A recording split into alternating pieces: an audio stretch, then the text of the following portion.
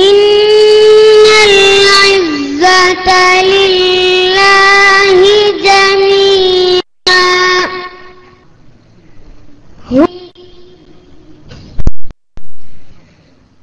അലാ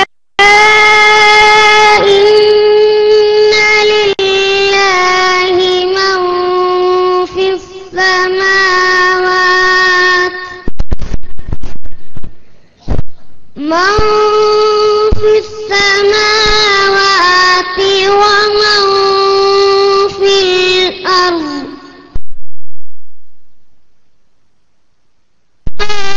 يتبع الذين يدعون من دون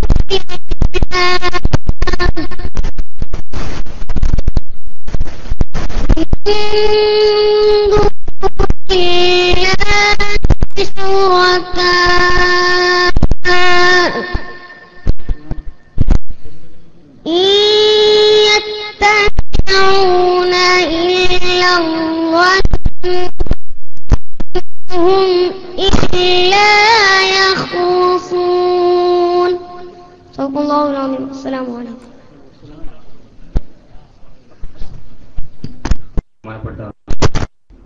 റഷീദ് അലി ശിഹാബ് തങ്ങൾ സ്റ്റേജിലേക്ക് അല്ലാഹു അക്ബർ അല്ലാഹു അക്ബർ ലാ ഇലാഹ ഇല്ലല്ലാഹ് അല്ലാഹു അക്ബർ വലില്ലാഹിൽ ഹംദ്.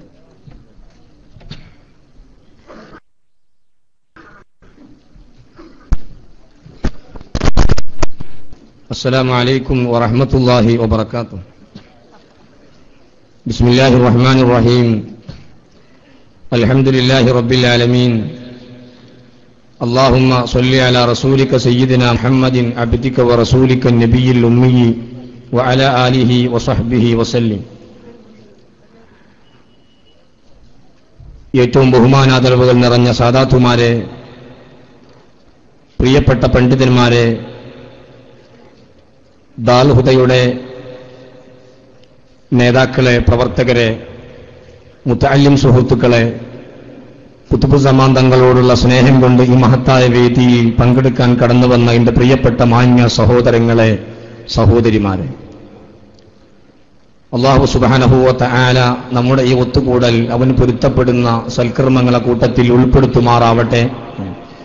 കുതുബ് സമാൻ തങ്ങളുടെ ബറക്കത്ത് കൊണ്ട് അല്ലാഹു നമ്മുടെ എല്ലാവരുടെയും ബന്ധപ്പെട്ടവരുടെയും ദോഷങ്ങൾ പുറത്തു തരുമാറാവട്ടെ. കുതുബ് സമാൻ തങ്ങളുടെ ഹക്ക് ജാഹ് ബർക്കത്ത് കൊണ്ട് നമ്മുടെ സതുദ്ദേശങ്ങൾ അള്ളാഹു പൂർത്തീകരിച്ചു തരുമാറാവട്ടെ. ആമീൻ.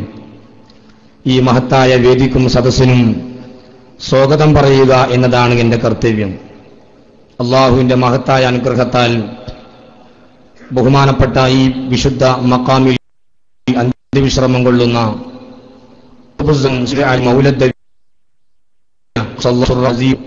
മഹാനുകളുടെ 173ാമത് ആണ്ട് നേർച്ച അള്ളാഹുവിന്റെ മഹത്തായ അനുഗ്രഹത്താൽ അഭിമന്യരായ മുഖ്യ കാര്യദർശിയും ദാറുൽ ഹുദ ഇസ്ലാം യൂണിവേഴ്സിറ്റിയുടെ പ്രോ ചാൻസലറുമായ ശൈഖുന സൈനുൽ ഉലമ ചെറുശ്ശേരി ഉസ്താദിന്റെ നേതൃത്വത്തിൽ നടന്ന കൂട്ട സിയാറത്തിന് ശേഷം ഈ മമ്പറം മഖാം ദാൽഹുദയ്ക്ക് കൈമാറുന്നതിൽ ഏറ്റവും മുൻപന്തിയിൽ നിന്ന് പ്രവർത്തിച്ച ബഹുമാനപ്പെട്ട മമ്പുറത്തെ സയ്യിദ് അഹമ്മദ് തങ്ങൾ, അദ്ദേഹം കൊടിമരത്തിൽ കൊടി ഉയർത്തിയതോടുകൂടി 173ാമത് ആണ്ട് നേർച്ചയ്ക്ക് ഇവിടെ തുടക്കം കുറിച്ചിരിക്കുകയാണ്.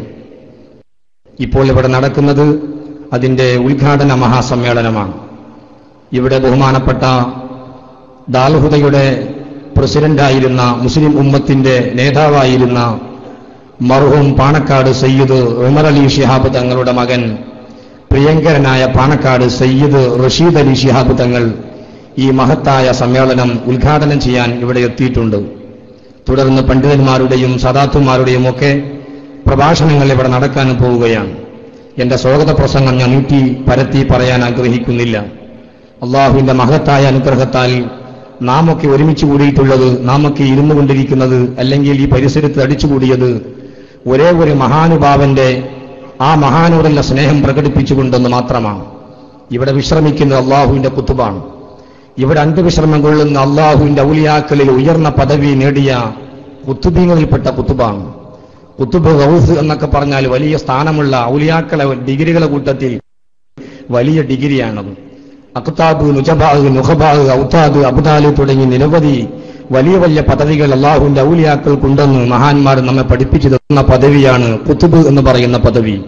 ആ പദവി അലങ്കരിച്ച അള്ളാഹു ഔലിയൽപ്പെട്ട ഈ ആളുകളൊക്കെ ഇവിടെ തടിച്ചുകൂടിയിട്ടുള്ളത്.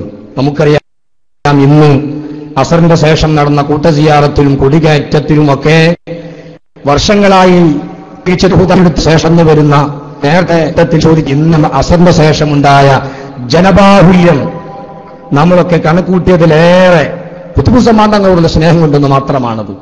ധാരാളം സഹോദരങ്ങളും സഹോദരിമാരും തടിച്ചുകൂടി. ഇവിടെ കഴിഞ്ഞ വർഷങ്ങളിലൊക്കെ നമ്മൾ വെള്ളം കൊടുത്തിരുന്നു. വെള്ളം കൊടുക്കുമ്പോൾ തിക്കും തിരക്കുമായി പലർക്കും വെള്ളം കുടിക്കാൻ പോലും കഴിയാതെ അത്രമാത്രം തിരക്കാണ്.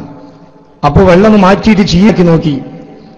ഇന്ന് വെള്ളം ഉണ്ടായിരുന്നെങ്കിൽ, നിന്റെ പ്രവർത്തകരൊക്കെ പറയുന്നത് കേട്ടുന്ന വെള്ളം ഉണ്ടായിരുന്നെങ്കിൽ അത്രത്തോളം ജനങ്ങളുടെ തിരക്കായും അനുഭവപ്പെടുക. അതുകൊണ്ടായിരിക്കും ഒരു പക്ഷെ അള്ളാഹു മനസ്സ് തോന്നിപ്പിച്ചു ഇന്ന് വെള്ളം മാറ്റി ചീർണിയാക്കാൻ. അത്ര തിരക്കായിരുന്നു എന്ന് ഞാൻ പറയുന്നത്. ഇതൊക്കെ ഖുതുബ് സമാദങ്ങളുടെ കറാമത്തായി നാം കണക്കിലെടുക്കേണ്ടതുണ്ട്. പ്രിയപ്പെട്ടവന്, മഹാനവറുകളെ കറാമത്ത് കൂടുതലൊന്നും ഇവിടെ പറയേണ്ടതില്ല. കാരണം ഈ കാണുന്ന സദസ്സ് ബഹുമാനപ്പെട്ടവർ കറാമത്താണ്. ഈ കാണുന്ന തടിച്ചുകൂടിയ ജനങ്ങൾ മുഴുവനും ഖുതുബ് സമാദങ്ങളെ കറാമത്താണ്. ഖുതുബ് സമാദങ്ങൾ 73ാമത് ആണ്ട് നേർച്ചയാണ് നടന്നുകൊണ്ടിരിക്കുന്നത്. ഏറ്റിട്ട് 13ാമത്തെ ആണ്ട് നേർച്ചയാണ് നടന്നുകൊണ്ടിരിക്കുന്നത്. ദാറുൽ ഇസ്ലാമിക് അക്കാദമി ഒരേ ഒരു ലക്ഷ്യത്തിന് വേണ്ടി മാത്രമാണ് മഹാന്മാർ സ്ഥാപിച്ചത്.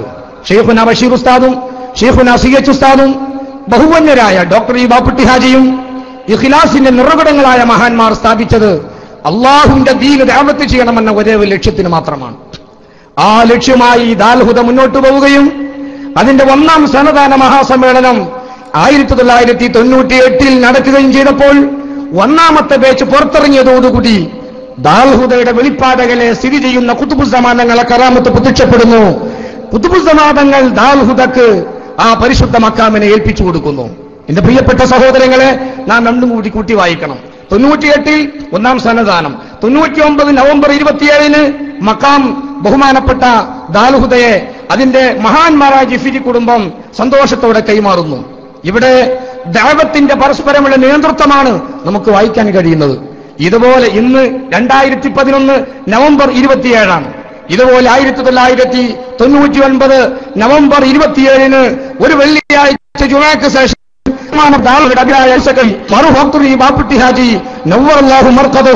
ഈ മഹത്തായ സദസ്സ് കാണാൻ നമ്മുടെ കൂടെ ഇല്ലെങ്കിലും അല്ലാഹു തആല അവിടുത്തെ ആഖിറത്തിലെ ദറജ ഏറ്റിക്കൊടുക്കുമാറാവട്ടെ.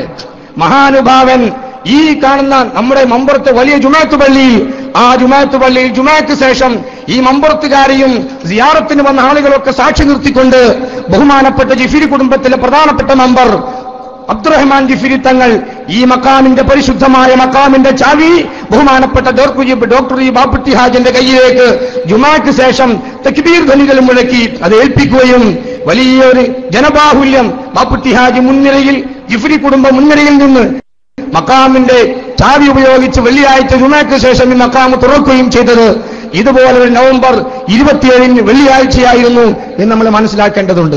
അല്ലാഹു സുബ്ഹാനഹു വ തആല അള്ളാഹുവിന്റെ ഔലിയാക്കൾ മരിച്ചാലും അവരുടെ ഡ്യൂട്ടി അവർ നിർവഹിച്ചുകൊണ്ടിരിക്കുന്നതിന്റെ വ്യക്തമായ തെളിവാണ് ഈ കാണുന്ന ഈ പ്രവർത്തനങ്ങളൊക്കെ നമ്മൾ മനസ്സിലാക്കേണ്ടതുണ്ട്. പ്രിയപ്പെട്ട സഹോദരങ്ങളെ, ബഹുമാനപ്പെട്ട ഖുതുബ് സമാദങ്ങളോടുള്ള സ്നേഹം കൊണ്ട് എല്ലാ വ്യാഴാഴ്ചയും നമുക്കറിയാം ഇവിടെ ജനത്തിരക്കാണ്. വ്യാഴാഴ്ച പ്രത്യേകിച്ചൊന്നും പ്രചരണം നടത്താറില്ല. പക്ഷെ വ്യാഴാഴ്ചയായാൽ മുസ്ലിമീങ്ങളുടെ മൂമിനീങ്ങളുടെ ഖുതുബ് സമാദങ്ങളെ സ്നേഹിക്കുന്ന ആളുകളുടെ മനസ്സിൽ വരികയാണ്, ഇന്ന് വെള്ളിയാഴ്ച രാവിലെ നമുക്കൊന്ന് മമ്പുറത്ത് പോകണമെന്ന്. എന്തൊരു തിരക്കാണ് ഇവിടെ വെള്ളിയാഴ്ച രാവിലെ കാണുന്നത്. ബഹുമാനപ്പെട്ടവരെ ഹദ്റത്തിൽ വന്ന് സ്വലാത്ത് ചൊല്ലി പിരിയുന്നു. ഇത് നേരത്തെ മമ്പുറത്ത് തങ്ങൾ സ്ഥാപിച്ച സ്വലാത്താണെന്ന് ചരിത്രത്തിൽ കാണാൻ കഴിയും. ബഹുമാനപ്പെട്ടവർ തന്റെ അമ്മാവനും അമ്മോശനുമായ ബഹുമാനപ്പെട്ട ഹസൻ ജിഫിരി റളിയല്ലാഹു തആല അൻഹു മഹാനവറുകൾ കേരളത്തിലേക്ക് വരുമ്പോൾ ഖുതുബ് സമാദങ്ങൾ ഹദ്റമൗത്തിലെ തിരീമിൽ 2 വയസ്സ് മാത്രം പ്രായമുള്ള കുട്ടിയാണ്. ചരിത്രത്തിൽ നമുക്ക് കാണാൻ കഴിയും. പിന്നീട് ബഹുമാനപ്പെട്ട ജിഫിരി തങ്ങൾ ഇവിടെ വരികയും ജിഫിരി തങ്ങൾ ഇവിടെ വഫാത്താവുകയും ഈ മക്കാമിൽ അന്ത്യവിശ്രമം കൊള്ളുന്നു. ശഅബാൻ 18 മഹാനവറുകൾ ആണ്ടിവർ നടക്കാറ്. ഖുതുബ് സമാ നേരെ മക്കാമിലേക്ക് പുരുഷന്മാർ അങ്ങോട്ട് കയറിയാൽ കാണുന്ന വലിയ മക്കാമാണ്, വലിയ ഖബറാണ് ഖുതുബ് സമാദങ്ങളുടെ ഖബർ. അത് നേരെ ഓപ്പോസിറ്റിൽ പടിഞ്ഞാറ് ഭാഗത്ത് കിടക്കുന്ന ഖബറാണ് തന്റെ അമ്മാവനായ ബഹുമാനപ്പെട്ട ഹസൻ ജിഫ്രി തങ്ങളുടെ ഖബർ. ഖുതുബുസ്സമാൻ നിങ്ങൾ ഇവിടെ വരുമ്പോൾ ഹസൻ ജിഫ്രി തങ്ങൾ വഫാത്തായിട്ടുണ്ട് എന്നാണ് ചരിത്രം. പിന്നെ ബഹുമാനപ്പെട്ട ഖുതുബുസ്സമാൻ തങ്ങൾ വെള്ളിയാഴ്ച രാവ് സ്വലാത്ത് സ്ഥാപിച്ചു. അങ്ങനെ തങ്ങൾ സ്ഥാപിച്ച ആ സ്വലാത്ത് ഇന്ന് നടന്നു വരുന്നു. അൽഹംദുലില്ലാ, ഞാൻ പറഞ്ഞു വരുന്നത് അള്ളാഹുവിന്റെ ദഅവത്ത് മാത്രം ലക്ഷ്യമാക്കി യമനിലെ ഹളറമൗത്തിലെ തെരീമിൽ നിന്ന് കോഴിക്കോട് കപ്പലിറങ്ങി മമ്പുറത്തേക്ക് വന്ന് ഇവിടെ കേരളത്തിന് മുസ്ലിമീങ്ങൾക്ക് നേതൃത്വം കൊടുത്ത ബഹുമാനപ്പെട്ട ഖുതുബുസ്സമാൻ തങ്ങളുടെ ലക്ഷ്യം ദഅവത്തായിരുന്നുവെങ്കിൽ പ്രിയപ്പെട്ട സഹോദരങ്ങളെ, ദാൽഹുദയും ആ ദഅവത്തിന്റെ ലക്ഷ്യത്തിലേക്കാണ് പ്രവർത്തിച്ചുകൊണ്ടിരിക്കുന്നത്. നമുക്കറിയാം, പുങ്കനൂരിൽ, ആന്ധ്രാപ്രദേശിൽ, മുംബൈയിൽ, ഇൻഷാ അല്ലാഹ് ബംഗാളിലുമൊക്കെ ഇനി നമ്മുടെ സ്ഥാപനം വരാൻ പോവുകയാണ്. ഞാൻ ഇത് വിശദീകരിക്കുന്നില്ല. വന്യരായ ദാൽഹുദയുടെ വൈസ് ചാൻസലർ ബഹുമാനപ്പെട്ട ഡോക്ടർ ബഹാവുദ്ദീൻ ഉസ്താദ് അവറുകൾ ഇവിടെ അധ്യക്ഷ പ്രസംഗം നടത്താനുമുണ്ട്. എന്റെ പ്രിയപ്പെട്ട സഹോദരങ്ങളെ, ഖുതുബുസ്സമാൻ തങ്ങളെ കറാമത്തായി നാം ഇതിനെ കാണേണ്ടതുണ്ട് എന്ന് മാത്രമാണ്.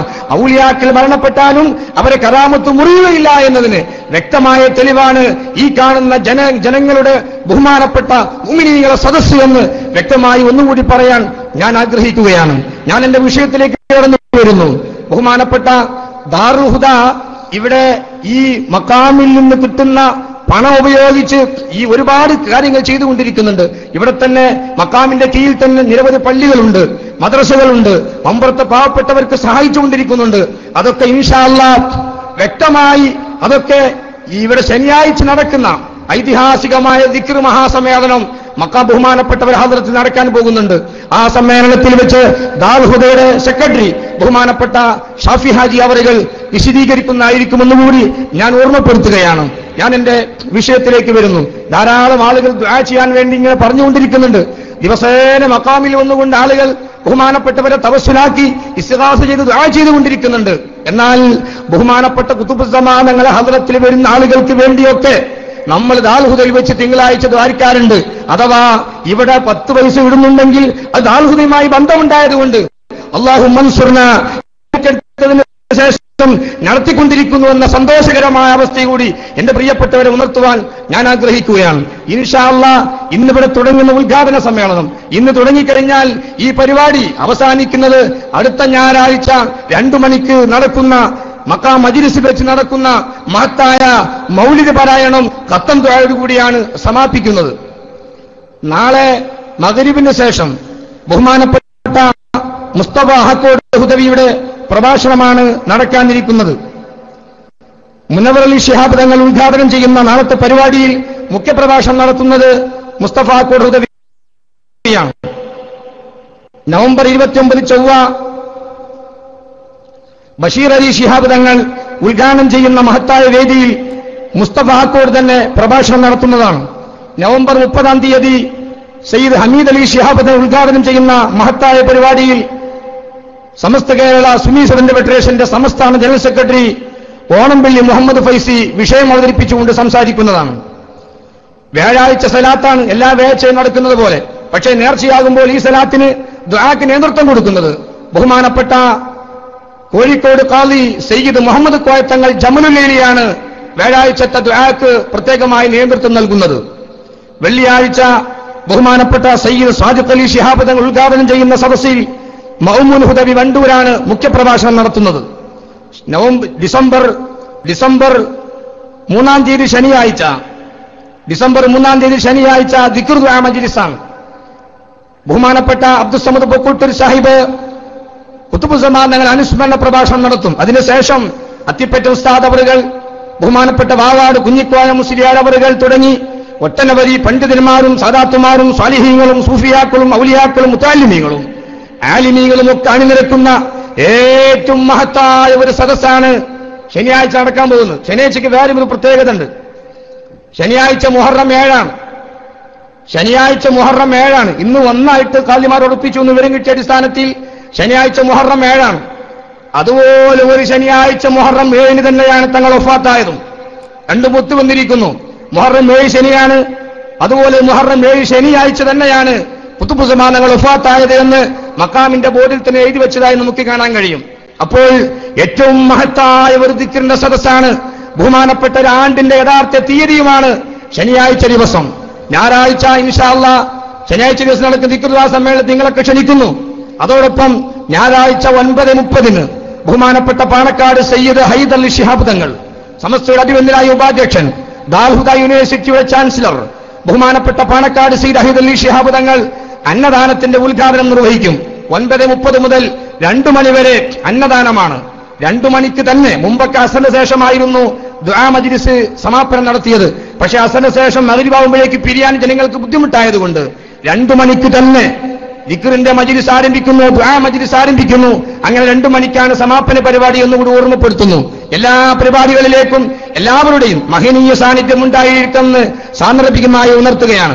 ഇവിടെ ഇന്ന് നടക്കുന്ന ഉദ്ഘാടന മഹാസമ്മേളനം, ആ സമ്മേളനം ഉദ്ഘാടനം ചെയ്യുന്നത് ഞാൻ നേരത്തെ പറഞ്ഞ ബഹുമാനപ്പെട്ട പാണക്കാട് സയ്യിദ് മർഹൂം ഉമർ അലി ശിഹാബ് തങ്ങൾ. അല്ലാഹു തആല അവരെ ഖബർ ജീവിതം സ്വർഗീയമാക്കി കൊടുക്കട്ടെ, അവരെ ദറജ അല്ലാഹു ഏറ്റിക്കൊടുക്കട്ടെ. ദാലൂദയ്ക്ക് വേണ്ടി സേവനം ചെയ്യാം നിരവധി മഹാന്മാരുണ്ട്, നിരവധി പണ്ഡിതന്മാരുണ്ട്. അവർക്കൊക്കെ അല്ലാഹു സുബ്ഹാനഹു വ തആല മരണപ്പെട്ടവർക്കൊക്കെ അർഹമായ പ്രതിഫലം നൽകുകയും അവരെ ഖബർ ജീവിതം അല്ലാഹു തആല സ്വർഗീയമാക്കി കൊടുക്കട്ടെ. ഖുതുബ് സമാനങ്ങളെ ഹക്ക് കൊണ്ട് അവരെയും നമ്മയും മഹാനവറുകളെ കൂടെ അല്ലാഹു സ്വർഗ്ഗലോകത്ത് ഒരുമിച്ച് കൂട്ടി തെരുമാറാവട്ടെ എന്ന് ദുആ ചെയ്യുന്നു. ബഹുമാനപ്പെട്ട ഉമർ അലി തങ്ങളുടെ മകൻ ബഹുമാനപ്പെട്ട റഷീദ് അലി ശിഹാബ് തങ്ങൾ അല്ലാഹു ദീർഘായുസ് നൽകുമാറാവട്ടെ. ഈ കരിയർ നേതൃത്വം നൽകാനുള്ള ആഫിയത്തും ദീർഘായുസും അല്ലാഹു മഹാനവറുകൾക്ക് നൽകുമാറാവട്ടെ. ബഹുമാനപ്പെട്ടവരാണ് ഈ നേർച്ചയുടെ ഉദ്ഘാടന മഹാസമ്മേളനത്തിൽ ഉദ്ഘാടന പ്രഭാഷണം നടത്തിക്കൊണ്ട് നമ്മളോട് സംസാരിക്കുന്നത്. സയ്യിദ് മുഹമ്മദ് നിസാമി അവറുകൾ സ്റ്റേജിൽ എത്തിയിട്ടില്ല, അല്പസമയം കഴിഞ്ഞാൽ എത്തും. ബഹുമാനപ്പെട്ടവർ മുഖ്യപ്രഭാഷണം നടത്തുന്നു. അധ്യക്ഷം വഹിക്കുന്നത് ബഹുമാനപ്പെട്ട ദാൽഹുദയുടെ VC ഡോക്ടർ ബഹാവുദ്ദീൻ നദിവി ഉസ്താദ് അവറുകളാണ്. ബഹുമാനപ്പെട്ട ഉസ്താദ് അവറുകളോട് ഈ മഹത്തായ യോഗത്തിന്റെ അധ്യക്ഷ സ്ഥാനം ഏറ്റെടുക്കാൻ വിനീതമായി അപേക്ഷിക്കുന്നു. പിന്നെ ഈ വേദിയിൽ ധാരാളം സാദാത്തുമാരും പണ്ഡിതന്മാരുമുണ്ട്. നേരത്തെ പറഞ്ഞ മമ്പുറം മക്കാം ദാൽഹുദയ്ക്ക് കൈമാറുന്ന വിഷയത്തിൽ ജിഫിരി കുടുംബത്തിന്റെ മുൻനിരയിൽ നിന്ന ബഹുമാന്യനായ സയ്യിദ് അഹമ്മദ് കോയ തങ്ങൾ, ഈ സദസ്സിലെ മുമ്പിലിരിക്കുന്ന തങ്ങളവറുകൾ, അഹമ്മദ് ജിഫിരി തങ്ങൾ, അല്ലാഹു തആല ദീർഘായുസ്സും ആഫിയത്തും നൽകുമട്ടെ. പെട്ടെന്ന് ഇന്ന് വരെ കൊടിവിയത് കൊല്ലങ്ങളായി മക്കാം ദാലൂദത്തിന്റെ ബഹുമാന കോന്നങ്ങളെ തങ്ങളാൽ ഒടുവിൽ ഉയർത്താറത് അല്ലാഹു ആയുസ്സും ആഫിയത്തും നൽകുമാറാവട്ടെ. അവരൊക്കെ ഈ സദസ്സ് കണ്ട് കൺകുളിർമയോടുകൂടി ആസ്വദിക്കുന്നവരാണ്. കാരണം ദാലൂദത്ത് കിട്ടുന്നതിന് മുമ്പ് ഇത്ര വലിയ ജനബാഹുല്യം, എന്റെ നാട് ചമ്മാട, ഞാൻ നാട്ടുനേർച്ചയ്ക്ക് വരാറുണ്ട്. പക്ഷെ ഇത്ര വലിയൊരു സദസ്സോ ഇത്ര വലിയൊരു മജ്‌ലിസോ ചമ്മാട്ട് ദർസ് പഠിക്കുമ്പോൾ ഇവിടെ വന്നാൽ കാണാറില്ല. ഇവിടെ അല്പം ഭക്ഷണങ്ങൾ വിതരണം ചെയ്യുമെന്നൊഴിച്ചാൽ പിന്നെ ഇത്ര ഒരു വലിയ മഹത്തായ നേർച്ച കാണാറില്ല. അൽഹംദുലില്ലാഹ്, അല്ലാഹു സുബ്ഹാനഹു വ തആല ജിഫിരി കുടുംബത്തിന്റെ മനസ്സിൽ തോന്നിപ്പിച്ചു, ഇൽഹാമായി തോന്നിപ്പിച്ചു, മമ്പർ മക്കാമിന് കൈമാറണം. ഈ കടലുണ്ടിപ്പുഴയുടെ ഓരത്തിലൂടെ പോയാൽ ദാറുൽഹുദയും ഈ മക്കാമും തമ്മിൽ അത്രയൊന്നും വിദൂരതയില്ല സഹോദരങ്ങളെ. വെളിപ്പാടകലെയാണ്. മമ്പുറത്തെ ഖുതുബുസ്സമാൻ തങ്ങളുടെ തൊട്ടടുത്താണ് ദാൽഹുദ സ്ഥിതി ചെയ്യുന്നത്. ജിഫിരി കുടുംബത്തിൽ മുൻനിരയിൽ നിന്ന മഹാനാണ് കോയമോൻ തങ്ങൾ. മഹാനവറുകൾക്ക് ഞാൻ സ്വാഗതം ആശംസിക്കുന്നു. അതുപോലെ തന്നെ ഈ ദാൽഹുദയുടെ വൈസ് പ്രസിഡന്റ്, ദാൽഹുദ മാനേജിംഗ് കമ്മിറ്റിയുടെ വൈസ് പ്രസിഡന്റും ബഹുമാനപ്പെട്ട സുന്നി യുവജന സംഘത്തിന്റെ സംസ്ഥാന വൈസ് പ്രസിഡന്റുമായ നമുക്കൊക്കെ നേതൃത്വം നൽകിക്കൊണ്ടിരിക്കുന്ന ജിഫിരി കുടുംബത്തിൽ പ്രധാന കണ്ണിയുമായ ബഹുമാനപ്പെട്ട SM ജിഫിരി തങ്ങൾ കക്കാട് ബഹുമാനപ്പെട്ടവരെ ഉപദേശ നിർദ്ദേശങ്ങൾ പ്രത്യേകിച്ച് നേർച്ച വരുമ്പോൾ ജിഫിരിയിൽപ്പെട്ട പ്രധാന മെമ്പറായതുകൊണ്ട് എപ്പോഴും ഉണ്ടാകാറുണ്ട്. അല്ലാഹു ദീർഘായുസ്സും ആഫിയത്തും നൽകുമാറാവട്ടെ. ബഹുമാനപ്പെട്ട മാനേജിംഗ് കമ്മിറ്റി ജനറൽ സെക്രട്ടറി ബഹുമാനപ്പെട്ട കുഞ്ഞാപ്പു ഹാജി, അല്ലാഹു തആല ആഫിയത്തും ദീർഘായുസ്സും വേണ്ടി സമുദായത്തിന് വേണ്ടി ഒരുപാട് സേവനം ചെയ്യാൻ അല്ലാഹു ഇനിയും ദീർഘകാലം ആഫിയത്തും നൽകുമാറാവട്ടെ. അതുപോലെ SKP തങ്ങൾ നേരത്തെ മമ്പർ മക്കാമിന്റെ മാനേജറാവുകയും പ്രവർത്തിക്കുകയും ചെയ്ത മഹാനാണ്. അല്ലാഹു അദ്ദേഹത്തിനും ആഫിയത്തും ദീർഘായുസ്സും നൽകട്ടെ. അദ്ദേഹത്തിന് സ്വാഗതം പറയുന്നു. അതുപോലെ ബഹുമാനപ്പെട്ട ദാൽഹുദയുടെ ട്രഷറർ KM സയ്യിദലവി ഹാജി, അല്ലാഹു ദീർഘായുസ്സും ആഫിയത്തും നൽകുമാറാവട്ടെ.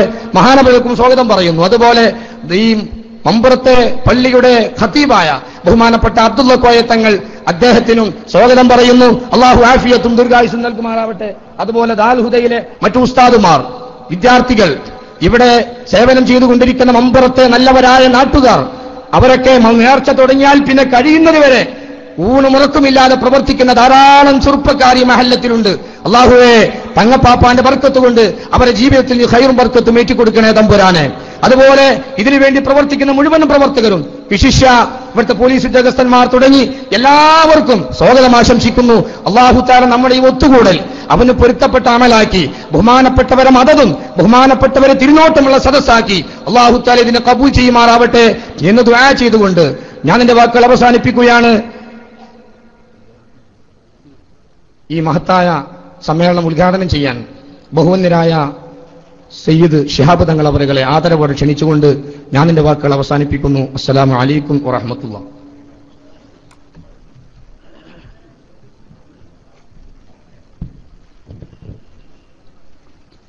അസ്സലാമു അലൈക്കും വറഹ്മത്തുള്ളാഹി വബറകാതുഹു. ബിസ്മില്ലാഹിർ റഹ്മാനിർ റഹീം.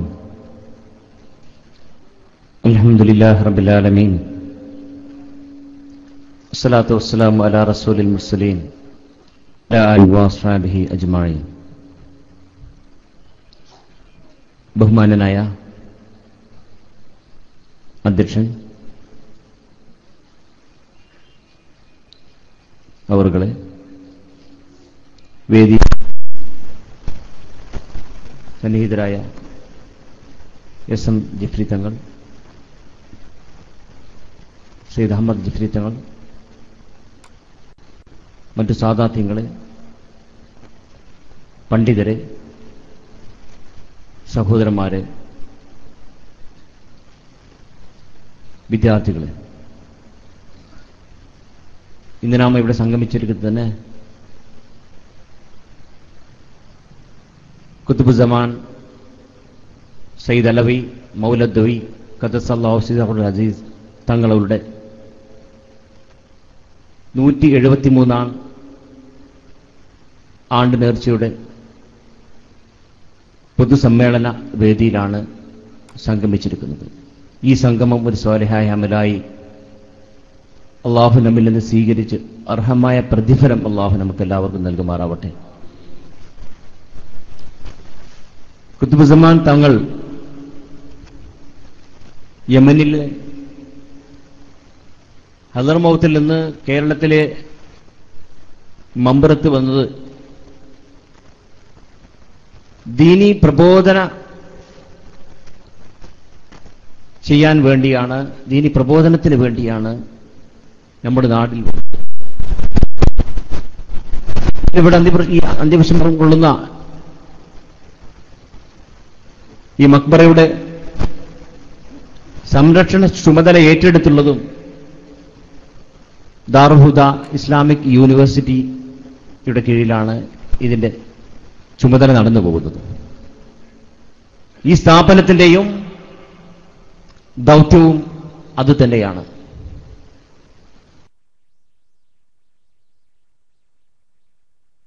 ഇസ്ലാമിന്റെ പ്രബോധന രംഗത്ത് ആളുകളെ വാർത്തെടുക്കുക എന്നുള്ളത്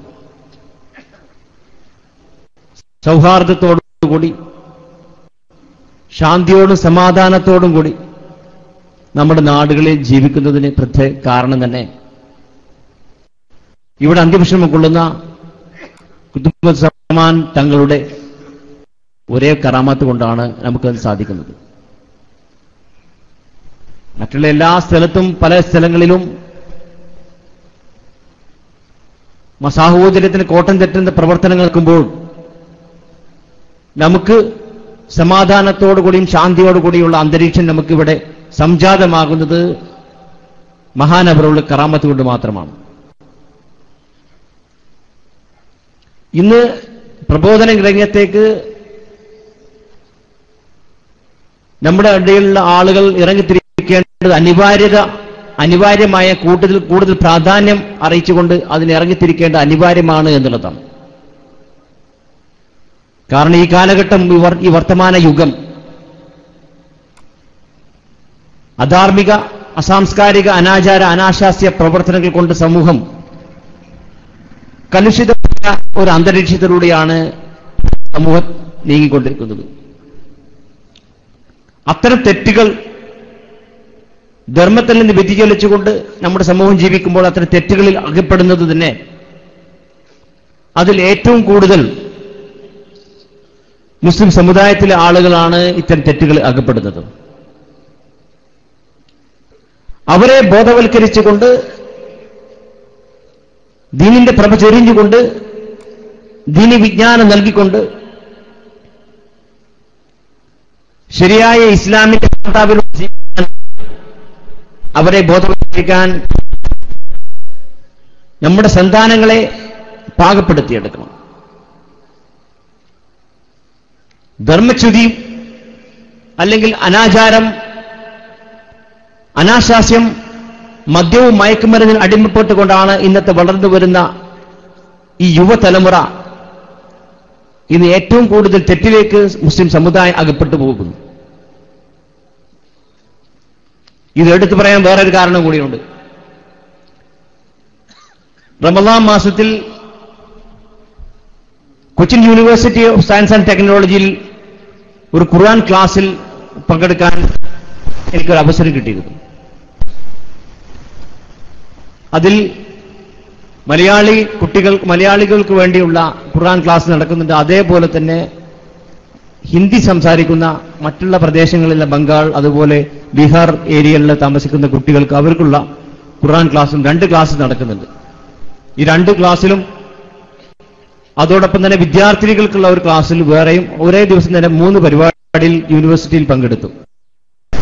അങ്ങനെ 3 ഖുർആൻ ക്ലാസ്സിലും പങ്കെടുക്കും. അതിനുശേഷം ഹിന്ദി സംസാരിക്കുന്ന ബംഗാൾ, ബീഹാർ പ്രദേശത്തുള്ള കുട്ടികളുമായൊരു ഇന്ററാക്ഷനിൽ അവരുടെ ഇടയിൽ നിന്നൊരു ചോദ്യമുണ്ട്. കേരളത്തിലെ മുസ്ലിങ്ങൾ എല്ലാ നിലക്കും അറിവ് നേടാനുള്ള എല്ലാ സൗകര്യവും നാടുകളിൽ നിങ്ങൾക്ക് എല്ലാ സൗകര്യവുമുണ്ട്. അതേപോലെ തന്നെ ഭൗതിക വിദ്യാഭ്യാസമാണെങ്കിൽ അതിനുമുള്ള സൗകര്യവും നിങ്ങളുടെ നാടുകളിലുണ്ട്. പക്ഷേ നിങ്ങളൊന്ന് മനസ്സിലാക്കണം, ഞങ്ങളെ യൂണിവേഴ്സിറ്റി പഠിക്കുന്ന ഭൂരിഭാഗം വിദ്യാർത്ഥികളും റമദാനിന്റെ പകൽ വെളിച്ചത്തിൽ മദ്യപിച്ചുകൊണ്ടാണ് ക്ലാസ്സിൽ വരുന്നത് എന്ന പച്ച യാഥാർത്ഥ്യം അവർ ഞങ്ങളുടെ മുന്നിൽ വെട്ടിത്തുറന്ന് പറഞ്ഞു. വിദ്യാർത്ഥികൾ ചെയ്തു കൂട്ടുന്ന തിന്മകൾ നിരവധിയാണ്. നമ്മുടെ സന്താനങ്ങൾക്ക് അറിവില്ലാത്തത് കൊണ്ടല്ല ചെയ്യുന്നത്. ബംഗാളികൾ അവർ വേറൊന്നും കൂടി സൂചിപ്പിച്ചു. ഞങ്ങൾ മതവിദ്യാഭ്യാസത്തിന്റെ കാര്യത്തിൽ ഞങ്ങൾ വട്ടപൂജ്യമാണ്, ഞങ്ങൾക്കൊന്നും അറിയില്ല, ഞങ്ങൾ എട്ടും പൊട്ടും തിരിയാത്ത ഒരു വസ്തുവും ഞങ്ങൾക്ക് അറിയില്ല. കേരളത്തിൽ വന്നതിന് ശേഷമാണ് നമസ്കാരം തന്നെ എത്ര എങ്ങനെയാണ് നമസ്കരിക്കേണ്ടതെന്ന രൂപം തന്നെ ഞങ്ങൾക്ക് മനസ്സിലാച്ചത്. പക്ഷെ നമ്മുടെ നാടിലുള്ള അവസ്ഥ നാം ചിന്തിക്കണം, പഠിക്കണം. അത്തരം അനിസ്ലാമിക പ്രവർത്തനങ്ങൾ കണ്ടുവരുന്ന അത്തരം അധർമ്മത്തിനെതിരെ, അനീതിക്കെതിരെ, അനാചാരത്തിനെതിരെ, അനാശാസ്യത്തിനെതിരെ പോരാടാനുള്ള ധൈര്യം നമുക്കുണ്ടാവണം. ഇന്ന് ലോകത്തെ എല്ലായിടത്തും തന്നെ സമാധാനം നഷ്ടപ്പെട്ടുകൊണ്ടുള്ള ജീവിതമാണ് എല്ലാ വീടുകളിലും അല്ലെങ്കിൽ കുടുംബത്തിലും എല്ലാവരുടെയും നയിക്കുന്നത്. ഒറ്റ വീട്ടിലുണ്ടായാലും സമാധാനത്തോടുള്ള ഒരു അന്തരീക്ഷത്തിൽ ജീവിക്കുന്ന കുടുംബം ഉണ്ടാവും. അതിനുള്ള കാരണമല്ല ധർമ്മത്തിൽ നിന്ന് വ്യതിചലിച്ചുകൊണ്ട് മുന്നേറുമ്പോൾ നമുക്ക് സമാധാനം നഷ്ടപ്പെട്ടുകൊണ്ടുള്ള ജീവിതമായിരിക്കും നാം എല്ലാവരും നയിക്കുക. അതേപോലെ തന്നെ ഇന്ന് ലോകത്തെ എല്ലാ മൂലയിലും കൊടുങ്കാറ്റാവട്ടെ, ചുഴലിക്കാറ്റാവട്ടെ, അതുപോലെ ഭൂകമ്പങ്ങൾ, മറ്റുള്ള പ്രകൃതി ക്ഷോഭങ്ങൾ എല്ലാ മേഖലയിലും അടിച്ചുകൊണ്ടിരിക്കുന്നത്. അതെല്ലാം അള്ളാഹുവിന്റെ വിധി ലംഘിച്ചുകൊണ്ടിരിക്കുന്ന സമയത്ത് അള്ളാഹു ശിക്ഷിക്കുക തന്നെ ചെയ്യും.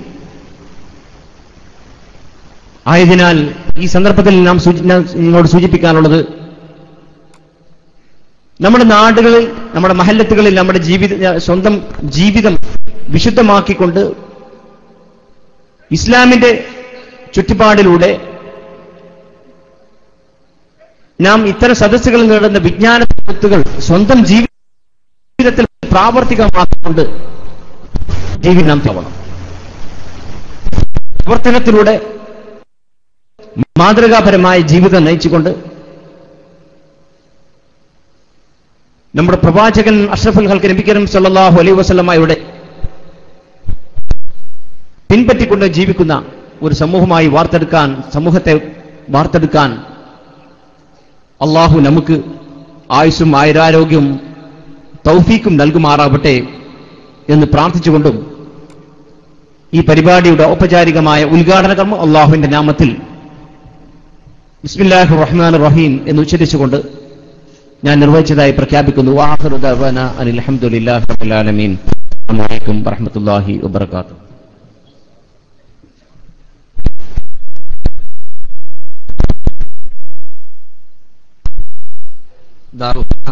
വിദ്യാർത്ഥി സംഘടന അൽഹുദ സ്റ്റുഡന്റ് അസോസിയേഷൻ പുറത്തിറക്കി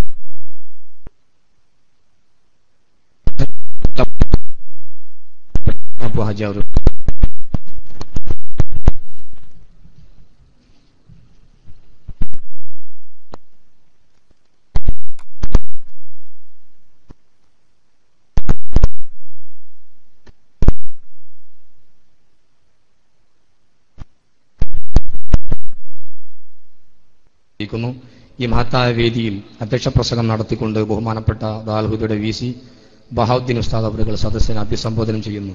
അതിനായി ഉസ്താദ് അവറുകളെ ആദരവോടെ ക്ഷണിക്കുന്നു.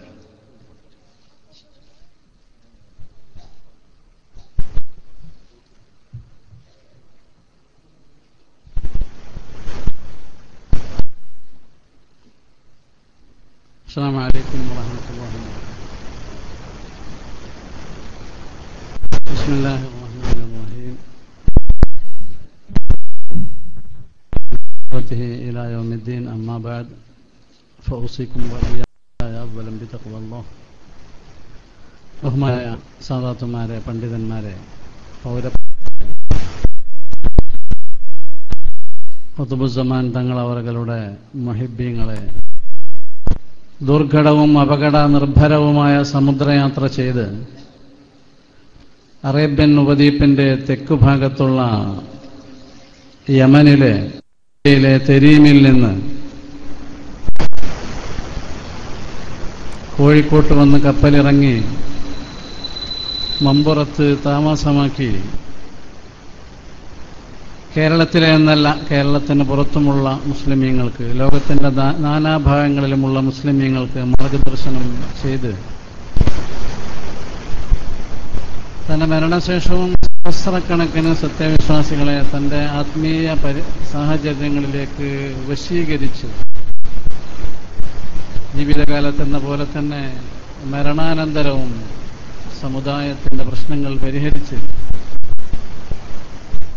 നമ്മുടെ അനുഗ്രഹപൂർണമായ ജീവിതം നയിച്ചുകൊണ്ടിരിക്കുന്ന മഹാനായ സയ്യിദ് അലവി ഇബ്ൻ മുഹമ്മദ് ബിൻ സുഹൈൽ മൗലവി അല്ലാഹു നമ്മുടെ മനസ്സിൽ വർദ്ധിപ്പിക്കുമാറാകട്ടെ.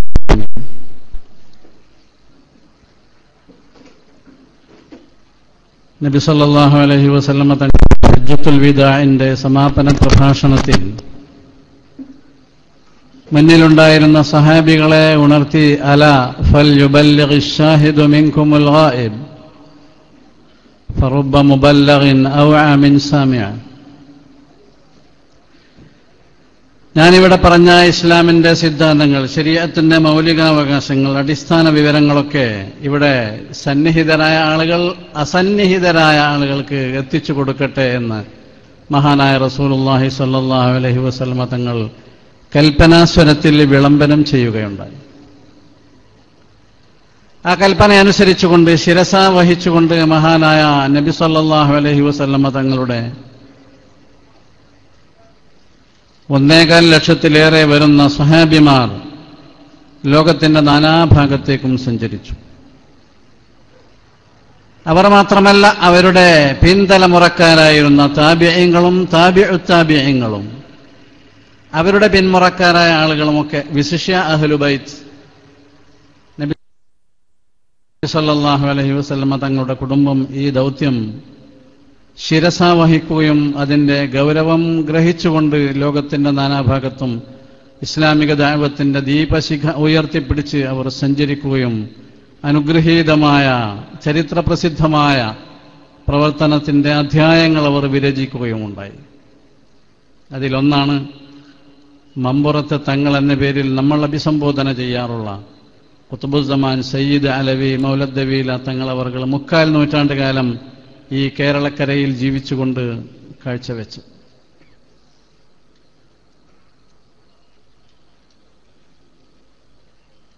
കേരളത്തിൽ വന്നപ്പോൾ തന്നെ ചെറുപ്പക്കാരനായിരുന്നുവെങ്കിലും വളരെ ലബ്ധപ്രതിഷ്ഠമായ വ്യക്തിത്വത്തിന്റെ ഉടമയായിരുന്നു മഹാനായ തങ്ങളവർകൾ. നബി സല്ലല്ലാഹു അലൈഹി വസല്ലമ തങ്ങളുടെ 33ാമത്തെ പേരമകനായിരുന്ന അഹ്ലുബൈത്ത് ശ്രേണിയിലെ ഏറ്റവും ശ്രേഷ്ഠമായ 2 കുടുംബങ്ങളായ ഹസനിയും ഹുസൈനിയും സയ്യിദ് അവർകൾ ജനിച്ചത്.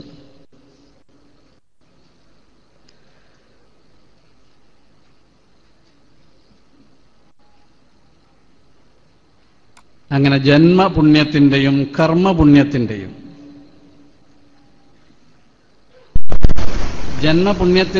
കർമ്മപുണ്യത്തിന്റെയും അനുഗ്രഹീതമായ 100 മേഖലകൾ കീഴടക്കിയാണ് മഹാനായ തങ്ങളവറുകൾ 3/4 നൂറ്റാണ്ട് കാലം ഇവിടെ ജീവിച്ചു. 17ാമത്തെ വയസ്സിൽ മലബാറിലെത്തി. 94ാമത്തെ വയസ്സിലാണ് മഹാനവറുകൾ വഫാത്താകുന്നത്. മഹാനവറുകളുടെ പദവി അള്ളാഹു ഇനിയും വർദ്ധിപ്പിച്ചു കൊടുക്കുമാറാകട്ടെ. ആമീൻ എന്ന് ദുആ ചെയ്യാം. അനുഗ്രഹജലം സ്വീകരിക്കാൻ വേണ്ടി ജാതിമതഭേദമന്യേ നാട്ടിന്റെ നാനാഭാഗങ്ങളിൽ നിന്നും വിശ്വാസികൾ ഇവിടെ വന്നുകൊണ്ടിരിക്കും. ഇന്ത്യയിലേക്ക് ദീനീ ദഅവത്തിന് വേണ്ടി വന്ന തങ്ങൾ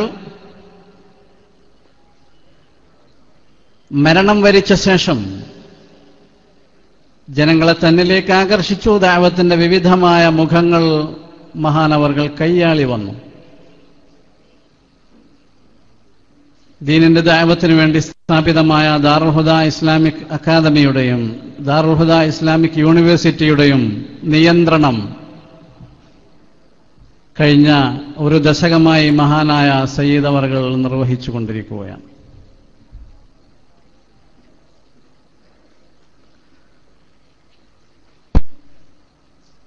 മഹാന്മാരുടെ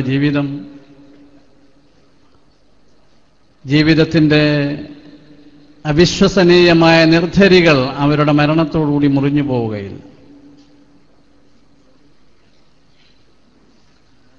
ഔലിയാക്കന്മാരുടെ കറാമത്ത്, അമ്പിയാക്കന്മാരുടെ മുഅ്ജിസത്ത് ഒന്നും അവരുടെ വഫാത്തോടുകൂടി മുറിഞ്ഞു പോവുകയില്ല.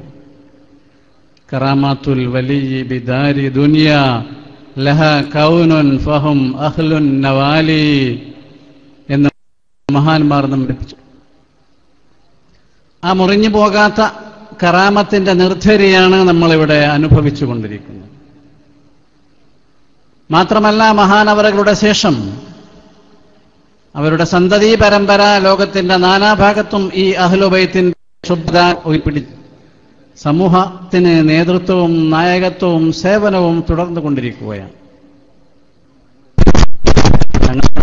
തങ്ങളവർകൾ ഇവിടെ ജീവിച്ചിരുന്ന കാലത്ത് ജാതിമതഭേദമന്യേ മനുഷ്യന്റെ മക്കൾക്ക്, മനുഷ്യപുത്രന്മാർക്ക്, മാനവ സഹോദരങ്ങൾക്ക്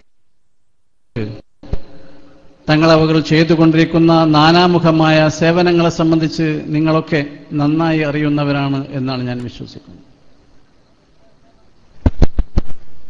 പ്രത്യേകിച്ച് ആ കാലത്ത് ബ്രിട്ടീഷുകാരുടെ ഭരണത്തിന്റെ കാലഘട്ടങ്ങളായിരുന്നു. ബ്രിട്ടീഷുകാർ കേരളത്തിൽ കച്ചവടത്തിന് വന്ന് ക്രിസ്ത്വബ്ദം 1599 ഇന്ത്യയിൽ വന്ന് കച്ചവടം തുടങ്ങാനുള്ള തീരുമാനമെടുത്ത് 1600-ാം ആണ്ടിൽ കൽക്കത്തയിൽ വന്ന് അവർ ബ്രിട്ടീഷ് ഈസ്റ്റ് ഇന്ത്യ കമ്പനി സ്ഥാപിക്കുകയായിരുന്നു. അവർ ചെന്ന സ്ഥലങ്ങളിൽ കച്ചവടത്തിന്റെ പേരിൽ ചെല്ലും, അല്ലെങ്കിൽ സാംസ്കാരിക വിദ്യാഭ്യാസ സംരംഭങ്ങളുടെ പേരിൽ അവർ കപ്പലിറങ്ങും. എന്നിട്ട് അവർ മതപ്രചാരണം നടത്തും, പാവപ്പെട്ട ആളുകളെ അടിച്ചമർത്തും. ഏതെങ്കിലും നാടുകളിൽ അവരുടെ കാഴ്ചപ്പാടും സംസ്കാരവും മതവും അല്ലാത്ത മതങ്ങൾ ഉണ്ടായിരുന്നെങ്കിൽ അവരെ അടിച്ചമർത്തും. ഇതായിരുന്നു അവരുടെ രീതി. അത് വിശദീകരിക്കാൻ ഇപ്പോൾ ഇവിടെ സമയമില്ല. ഇതുകൊണ്ട് തന്നെയാണ് പാവങ്ങളുടെ അത്താണിയായിരുന്ന, ആശ്രയമായിരുന്ന, അഭയസങ്കേതമായിരുന്ന മഹാനായ ഖുത്ബുസ്സമാൻ തങ്ങളവർകൾ ജാതഭേദമന്യേ അക്കാലത്ത് അടിച്ചമർത്തപ്പെട്ടിരുന്ന, സമൂഹത്തിൽ നിന്ന്, സമൂഹത്തിന്റെ പൊതുഗാത്രത്തിൽ നിന്ന് ദൂരീകരിക്കപ്പെട്ടിരുന്ന, വർണ്ണവിവേചനത്തിന് ക്രൂരമായി വിധേയമാക്കപ്പെട്ടിരുന്ന പീഡിത വിഭാഗങ്ങൾക്ക് നേരെ സഹായത്തിന്റെ ഹസ്തമുയർത്തിയത്. പട്ടികജാതിക്കാരും പട്ടികവർഗക്കാരുമായിരുന്ന അമുസ്ലിംകളായ സഹോദരങ്ങൾക്ക് വരെ മഹാനായ തങ്ങളവർകൾ തന്റെ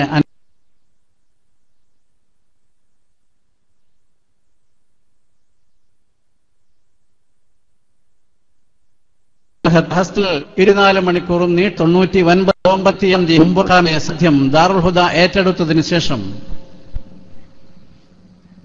മഹത്തായ ഈ സയ്യിദ് കുടുംബത്തിന്റെ സേവനങ്ങളും അവരുടെ അനുഗ്രഹങ്ങളുമൊക്കെ ലോകത്തെ കൂടുതൽ കൂടുതൽ പരിചയപ്പെടുത്താൻ ശ്രമിച്ചുകൊണ്ടിരിക്കുകയാണ് ദാറുൽ ഹുദ. അതിന്റെ ഫലമായാണ് ബൃഹത്തായ ഒരു ഗ്രന്ഥം മമ്പുറം തങ്ങളുടെ സേവനങ്ങൾ, പോരാട്ടങ്ങൾ, ചരിത്രം സംബന്ധിച്ചൊക്കെ ദാറുൽ ഹുദ 2 വർഷം മുമ്പ് പ്രസിദ്ധീകരിച്ചത്. ആ ബൃഹത് ഗ്രന്ഥത്തിൽ മഹാനവറുകളുടെ നാനാമുഖമായ സേവനങ്ങളെയും സംഭാവനകളെയും അനുഗ്രഹ ഹസ്തം നീട്ടുന്നതിനെ സംബന്ധിച്ചുമൊക്കെയുള്ള രേഖകൾ, അധ്യായങ്ങൾ, പാഠങ്ങൾ നമുക്ക് മനസ്സിലാക്കാൻ കഴിയും. തങ്ങൾ കേവലം ഒരു മതനേതാവായിരുന്നില്ല. ആയിരുന്നെങ്കിൽ ബ്രിട്ടീഷുകാർ മഹാനവറുകളെ ഭയപ്പെടുകയില്ലായിരുന്നു. തങ്ങളെ മാത്രമല്ല, തങ്ങളുടെ മകൻ സയ്യിദ് ഫضൽ പൂക്കോയ തങ്ങളവർകളെയും ബ്രിട്ടീഷുകാർ ഗുരുതരമായി ഭയന്നു. അങ്ങനെയാണ് അതിനിഗൂഢമായ, ബീഭത്സമായ ഗൂഢാലോചനകൾ നടത്തി മഹാനായ സയ്യിദ് ഫضൽ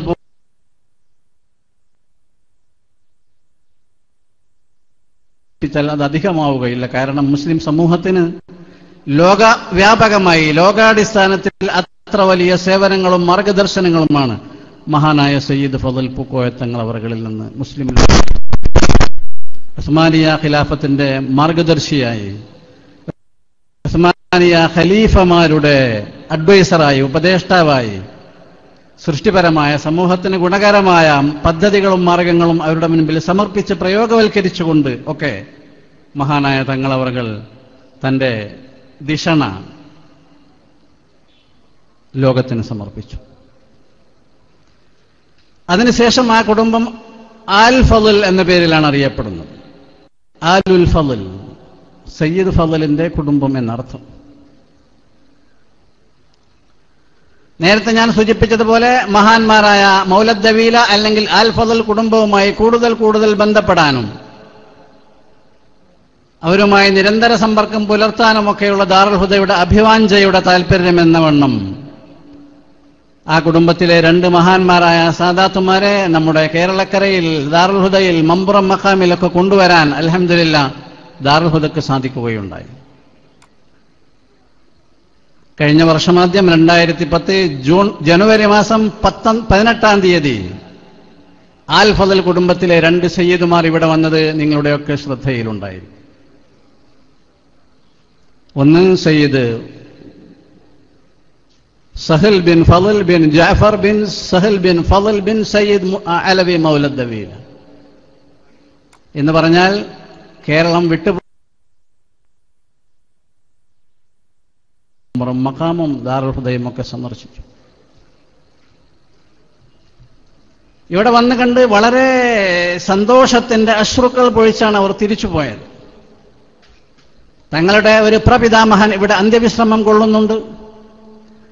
മഹാനവറുകളുടെ പുത്രൻ രാജ്യം വിട്ടുപോയി. അദ്ദേഹത്തിന്റെ പ്രൗഢിയും പ്രതാപവും മുസ്ലിം ലോകത്തിന് നാനാവിധേന ഉപകാരപ്പെട്ട് ആ പ്രപിതാമഹന്റെ മഖ്ബറയും അതോടനുബന്ധിച്ച് നടക്കുന്ന ഇസ്ലാമിക പ്രവർത്തനങ്ങളും വിശിഷ്യ ദാറുൽ ഹുദയുടെ സേവനങ്ങളും ഒക്കെ കണ്ട് കൺകുളിർക്കെ സന്തോഷിച്ച് ആണ് അവർ അന്ന് മടങ്ങിയത്. അവരുമായി ബന്ധപ്പെടാനുള്ള താല്പര്യത്തിന്റെ അടിസ്ഥാനത്തിൽ തന്നെ അതിനുശേഷം ഏകദേശം 3 മാസം കഴിഞ്ഞ് ഏപ്രിൽ മാസത്തിൽ സിറിയയുടെ തലസ്ഥാനമായ ഡമസ്കസിൽ ചെല്ലാൻ ഈ വിനീതന അവസരമുണ്ടായി. വിവരമറിയിച്ചപ്പോൾ തങ്ങളുടെ നാടായ ലട്ടാക്കിയയിൽ നിന്ന് അല്ലെങ്കിൽ ലാദിഖിയയിൽ നിന്ന് 350 കിലോമീറ്റർ യാത്ര ചെയ്ത് ദാർഹുദയുടെയും മമ്പുറം മഖാമിന്റെയും ഒരു എളിയ സേവകൻ എന്ന നിലക്ക് മാത്രം എന്നെ കാണാൻ വേണ്ടി ആൽ ഫദൽ കുടുംബം ഒരു വണ്ടിയെടുത്ത് 5-6 പേർ വന്ന്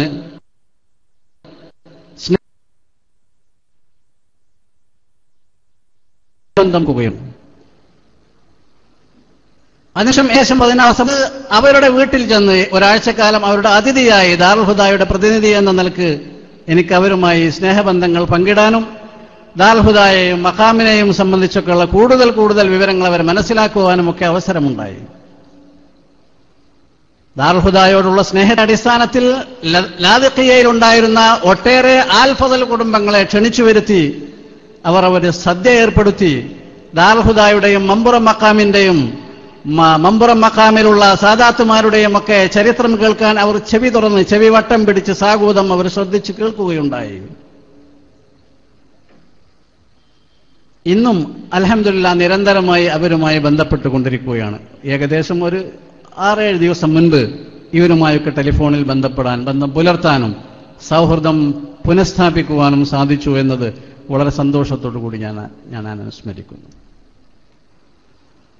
മാത്രമല്ല, ഇവിടെ ഇങ്ങനെയൊക്കെയുള്ള പ്രവർത്തനങ്ങൾ നടക്കുന്നുണ്ട് എന്ന് നേരത്തെ പറഞ്ഞ 2 ആളുകൾ അവരുടെ കുടുംബങ്ങളിൽ ചെന്ന് റിപ്പോർട്ട് ചെയ്തപ്പോൾ അതിനുശേഷം ഉള്ള പല പ്രവർത്തനങ്ങളും കൂടുതൽ വിശദീകരിച്ചുകൊണ്ട് അതിന്റെ രേഖകളുമൊക്കെയായി ദാറുൽ ഹുദായുടെ പ്രതിനിധി എന്ന നിലയ്ക്ക് ഞാൻ ചെന്ന് അവരതൊക്കെ മനസ്സിലാക്കിയപ്പോൾ നമ്മുടെ എല്ലാ പ്രവർത്തനങ്ങൾക്കും ദാറുൽ ഹുദായിൽ നിന്ന് മമ്പുറം മഖാമിൽ നിന്നുള്ള വരുമാനം ദാറുൽ ഹുദാക്ക് ഉപയോഗപ്പെടുത്തപ്പെട്ടുകൊണ്ടിരിക്കുന്നുണ്ട് എന്ന് പറഞ്ഞപ്പോൾ അതൊക്കെ വളരെ സന്തോഷത്തോടു കൂടി അവർ അംഗീകരിച്ച് സമ്മതിച്ചു തരുന്ന അവസ്ഥ വരെയുണ്ടായി. ഞങ്ങളെല്ലാവരും ഉപ്പാപ്പാന്റെ മഖാമ് സിയാറത്ത് ചെയ്യാൻ വേണ്ടി അടുത്തു തന്നെ അങ്ങോട്ട് വരികയാണ് എന്നവർ പറഞ്ഞു. ഇന്നവിടെ ജീവിച്ചിരിക്കുന്ന ഏറ്റവും മുതിർന്ന ആളുകൾ ഇവിടെ നിന്ന് പോയ സയ്യിദ് ഫضൽ പൂക്കോയ തങ്ങളുടെ പേരക്കുട്ടിയുടെ മക്കളാണ്. 2 മക്കൾ. സയ്യിദ് ഫضൽ പൂക്കോയ തങ്ങളുടെ പേരക്കുട്ടി ജാഫർ, സയ്യിദ് ജാഫർ അവർക്ക് 3 മക്കളാണ് ഉണ്ടായിരുന്നത്. ഒന്ന് സൈനുൽ ആബിദീൻ ബിൻ ജാഫർ, 2 ഫضൽ ബിൻ ജാഫർ, 3 മുഹമ്മദ് മഹദി ഇബിൻ ജാഫർ. ഈ സയ്യിദ് ജാഫറിന്റെ 3 മക്കൾ ഈ നൂറ്റാണ്ടിൽ അല്ലെങ്കിൽ ഇപ്പോൾ ജീവിച്ചുകൊണ്ടിരിക്കുന്നവരാണ് എന്ന് പറയാവുന്ന ഇതിൽ ഒരാൾ 2008 ജനുവരി മാസം 20-ാം തീയതി വഫാത്തായി. സയ്യിദ് ഫضൽ ബിൻ ജാഫർ ബിൻ സഹൽ ബിൻ ഫضൽ ബിൻ അലവി മൗലദവീൽ. ബാക്കിയുള്ള 2 സഹോദരങ്ങൾ, നടുവിലുള്ള സഹോദരനാണ് സയ്യിദ് ഫضൽ. അദ്ദേഹമാണ് 2008 ജനുവരിയിലും വഫാത്തായത്. അദ്ദേഹത്തിന്റെ ജ്യേഷ്ഠ സഹോദരൻ സയ്യിദ് സൈനുൽ ആബിദീൻ ബിൻ ജാഫർ ഇന്നും ജീവിച്ചിരിക്കും. 1912 അദ്ദേഹത്തിന്റെ ജനനം. അറബി കണക്കനുസരിച്ച് 102 വയസ്സ് പ്രായമായി. ഇംഗ്ലീഷ് കണക്കനുസരിച്ച് 2 മാസം കഴിഞ്ഞാൽ 2012 ആകും. ഇംഗ്ലീഷ് കണക്കനുസരിച്ച് അദ്ദേഹത്തിന് 100 വയസ്സ് പ്രായമായി. കാര്യമായ അനാരോഗ്യങ്ങളൊന്നുമില്ല. എല്ലാവിധ താല്പര്യങ്ങളോടുകൂടി മഖാമിന്റെയും ദാറുൽ ഹുദായുടെയും കേരളത്തിലെ മുസ്ലിമീങ്ങളുടെയും മമ്പുറം തങ്ങൾ അവർകളെ സ്നേഹിക്കുന്ന മുഹിബ്ബീങ്ങളുടെയും ഒക്കെ വിവരങ്ങൾ അവർ വളരെ ശ്രവിച്ച് അന്വേഷിച്ച് മനസ്സിലാക്കിക്കൊണ്ടിരിക്കുകയാണ്. സയ്യിദ് സൈനുൽ ആബിദീൻ ബിൻ ജാഫറിന്റെ അനുജനാണ് സയ്യിദ് ഫضൽ ബിൻ ജാഫർ. 2008 ജനുവരി മാസം 20-ാം തീയതി വഫാത്തായത്. അദ്ദേഹത്തിന്റെ അനുജൻ സയ്യിദ് മുഹമ്മദ് മഹദി ബിൻ ജാഫർ ഇപ്പോൾ ജീവിച്ചിരിക്കുന്നുണ്ട്. അദ്ദേഹവുമായും ധാരാളം സമയം ചെലവഴിക്കുവാനും സംസാരിക്കുവാനും ഒക്കെ എനിക്ക് അവസരമുണ്ടായി. ഞാൻ ഈ സൂചിപ്പിക്കുന്നത് ഇതൊക്കെ മഹാനായ സയ്യിദ് ഖുത്ബുസ്സമാൻ മമ്പുറം സയ്യിദ് അലവി തങ്ങൾ അവരുടെ ഒരു കറാമത്ത് ആയി മാത്രമേ നമുക്ക് മനസ്സിലാക്കാൻ കഴിയുകയുള്ളൂ. ഇന്ത്യയുമായി ബന്ധപ്പെടുന്നതിന്, ബന്ധം പുനഃസ്ഥാപിക്കുന്നതിനുള്ള എല്ലാ വഴികളും അടക്കപ്പെട്ടിരുന്നു ബ്രിട്ടീഷുകാരുടെ കാലത്ത്. ഒരിക്കൽ ഇവരുടെ ഒരു പിതാമഹൻ സയ്യിദ് അലി ഷരീഫ് സയ്യിദ് അലി ഇന്ത്യയിലേക്ക് വരികയുണ്ടായി. പക്ഷേ ബ്രിട്ടീഷുകാർ അദ്ദേഹത്തിന് ഇവിടെ മമ്പുറത്ത് വരാൻ അനുമതി നിഷേധിച്ചു.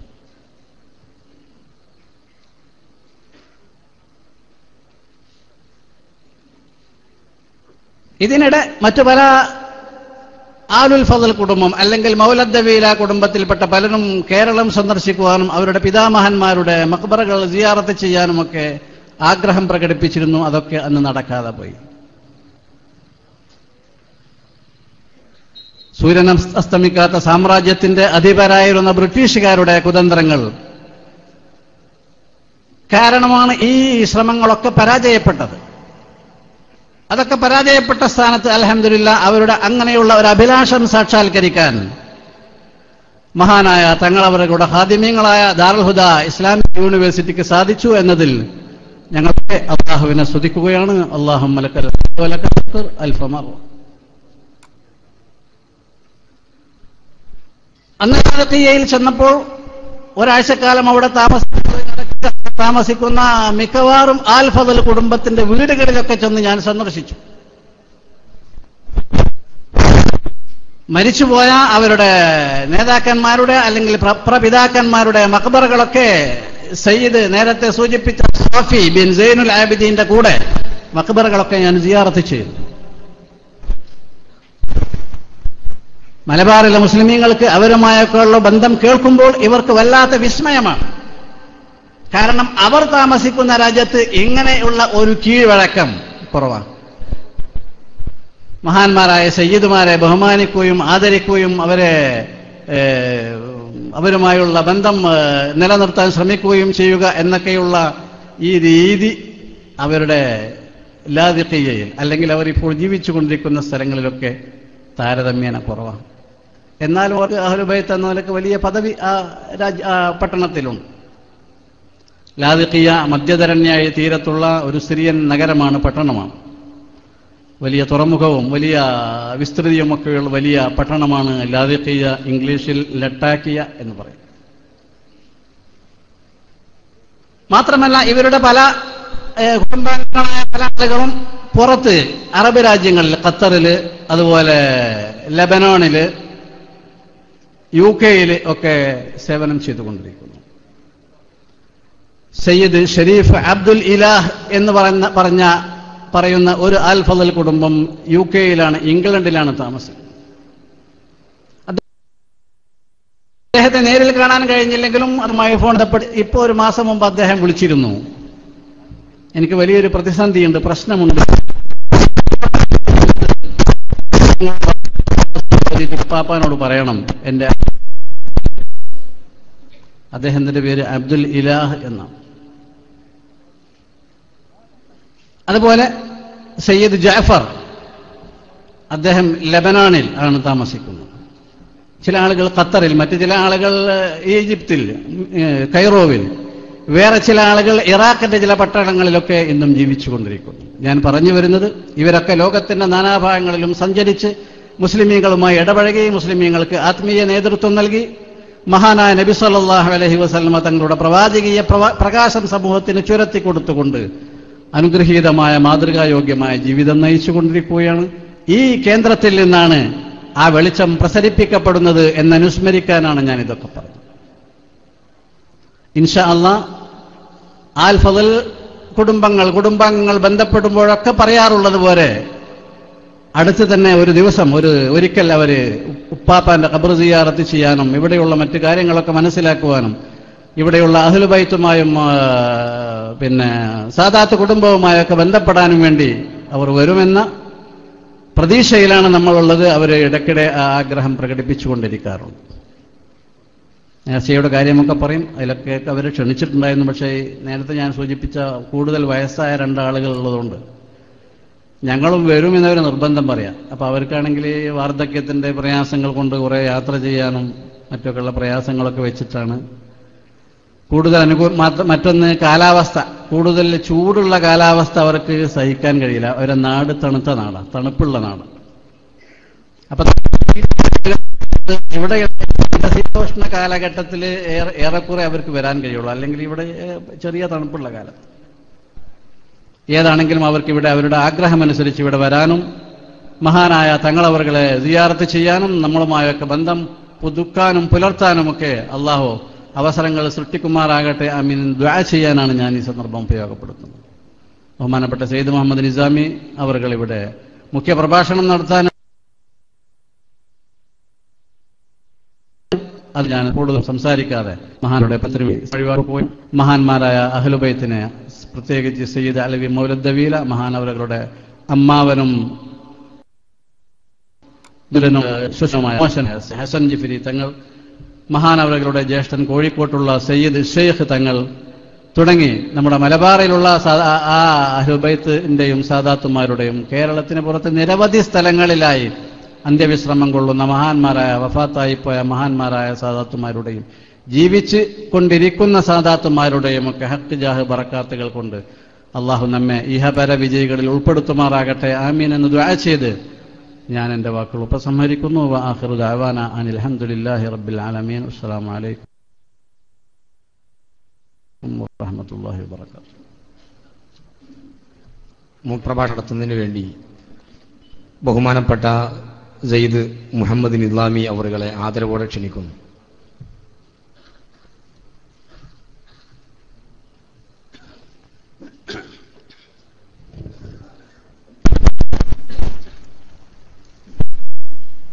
السلام عليكم ورحمة الله. الحمد لله ونصلي على سيدنا محمد وعلى آله وأصحابه أجمعين. أما بعد എൻ്റെ വന്യ സുഹൃത്ത് ഡോക്ടർ ബഹാദ്ദീൻ നദവി അധ്യക്ഷൻ അവരുകളെ, സ്റ്റേജ് ഉപവിഷ്ടരായ ഹസൻ ജിഫ്രി തങ്ങൾ അവരുകളെ, അഹമ്മദ് സുൽത്താൻ ഹജി അവരുകളെ, സഹാബാക്കൾ, മഹത്തുക്കളെ, പണ്ഡിതന്മാരെ, സുഹൃത്തുക്കളെ, സ്നേഹിതന്മാരെ, ഈ മനോഹരമായ രാത്രിയിൽ ബഹുമാനപ്പെട്ട സയ്യിദ് അലവി മൗലദ്ദവീല മഹാനവറുകളുടെ 173ാമത് ആണ്ട് ആരത്തിലാണ് നാം ഇവിടെയുള്ളത്.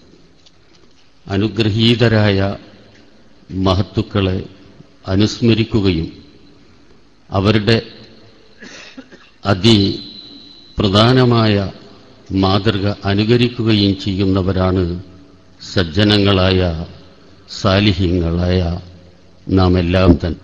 ബഹുമാനപ്പെട്ട ഖുതുബുസ്സമാൻ അന്ത്യവിശ്രമം കൊള്ളുന്ന ഈ സ്വർഗീയ പൂങ്കാവനത്തിന്റെ സമീപത്താണ് നമ്മളെല്ലാവരും ഇരിക്കുന്നത്. ആ മഹൽ വ്യക്തിത്വത്തിന്റെ ജീവിതത്തിലേക്ക് വെളിച്ചം വീശുന്ന എൻ്റെ വന്യ സുഹൃത്ത് ബഹാദ്ദീൻ നദ്വി സാഹിബ് അവറുകളുടെ പ്രസംഗം നിങ്ങളെല്ലാവരും ശ്രദ്ധിച്ചിട്ടുണ്ടായിരിക്കും. അള്ളാഹുവിൻ്റെ ഇഷ്ടദാസന്മാരായ ഔലിയാക്കന്മാർ നമുക്കെന്നും സമാധാനത്തിൻ്റെ സന്ദേശമാണ് അവരിവിടെ കാണിച്ചു തരുന്നത്. സാന്ത്വനത്തിന് വേണ്ടി, സമാധാനത്തിന് വേണ്ടിയാണ് നാം അവരുടെ, കാരണം അവർ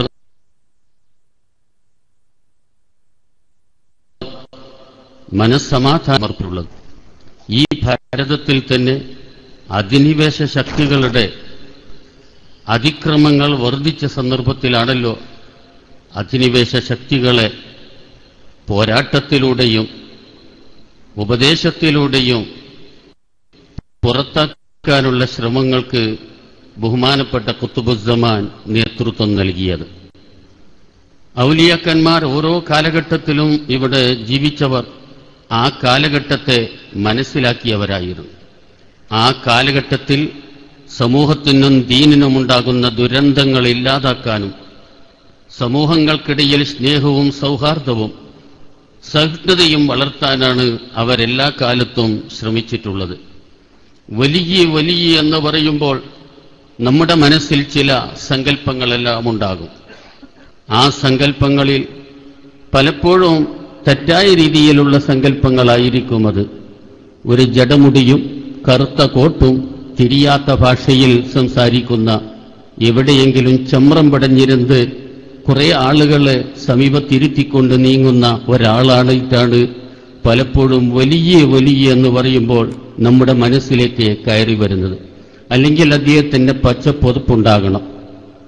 ആ പച്ചപ്പൊതുപ്പും പുതച്ച് ഒരു മെതിയടി പുറത്ത് മാത്രം നടക്കുന്ന ഒരാളായിട്ട് പലപ്പോഴും ഒരു വലിയ എന്ന് പറയുമ്പോൾ നമ്മുടെ മനസ്സിൽ പ്രത്യക്ഷപ്പെടാറുള്ള ചില സങ്കല്പങ്ങളാണ്. അവരേതെങ്കിലും ഒരു ഭാഗത്ത് ചമ്രം പടഞ്ഞിരിക്കുന്നവരാണ്. ഇതാണ് വാസ്തവത്തിൽ നമുക്ക് നമ്മുടെ മനസ്സിലുള്ളത്.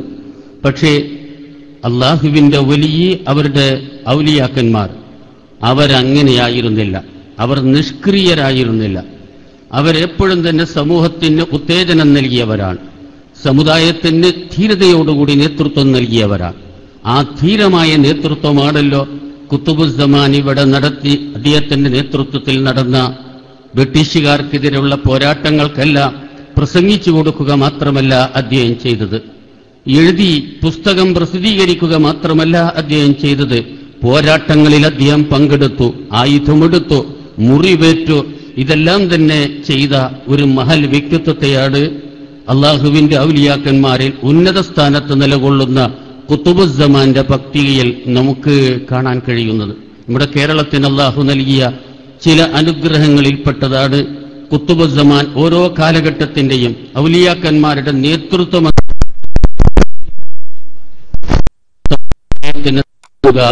വാസ്തവത്തിൽ ബഹുമാനപ്പെട്ട കുത്തുബുസ്സമാന്റെ കാലത്ത്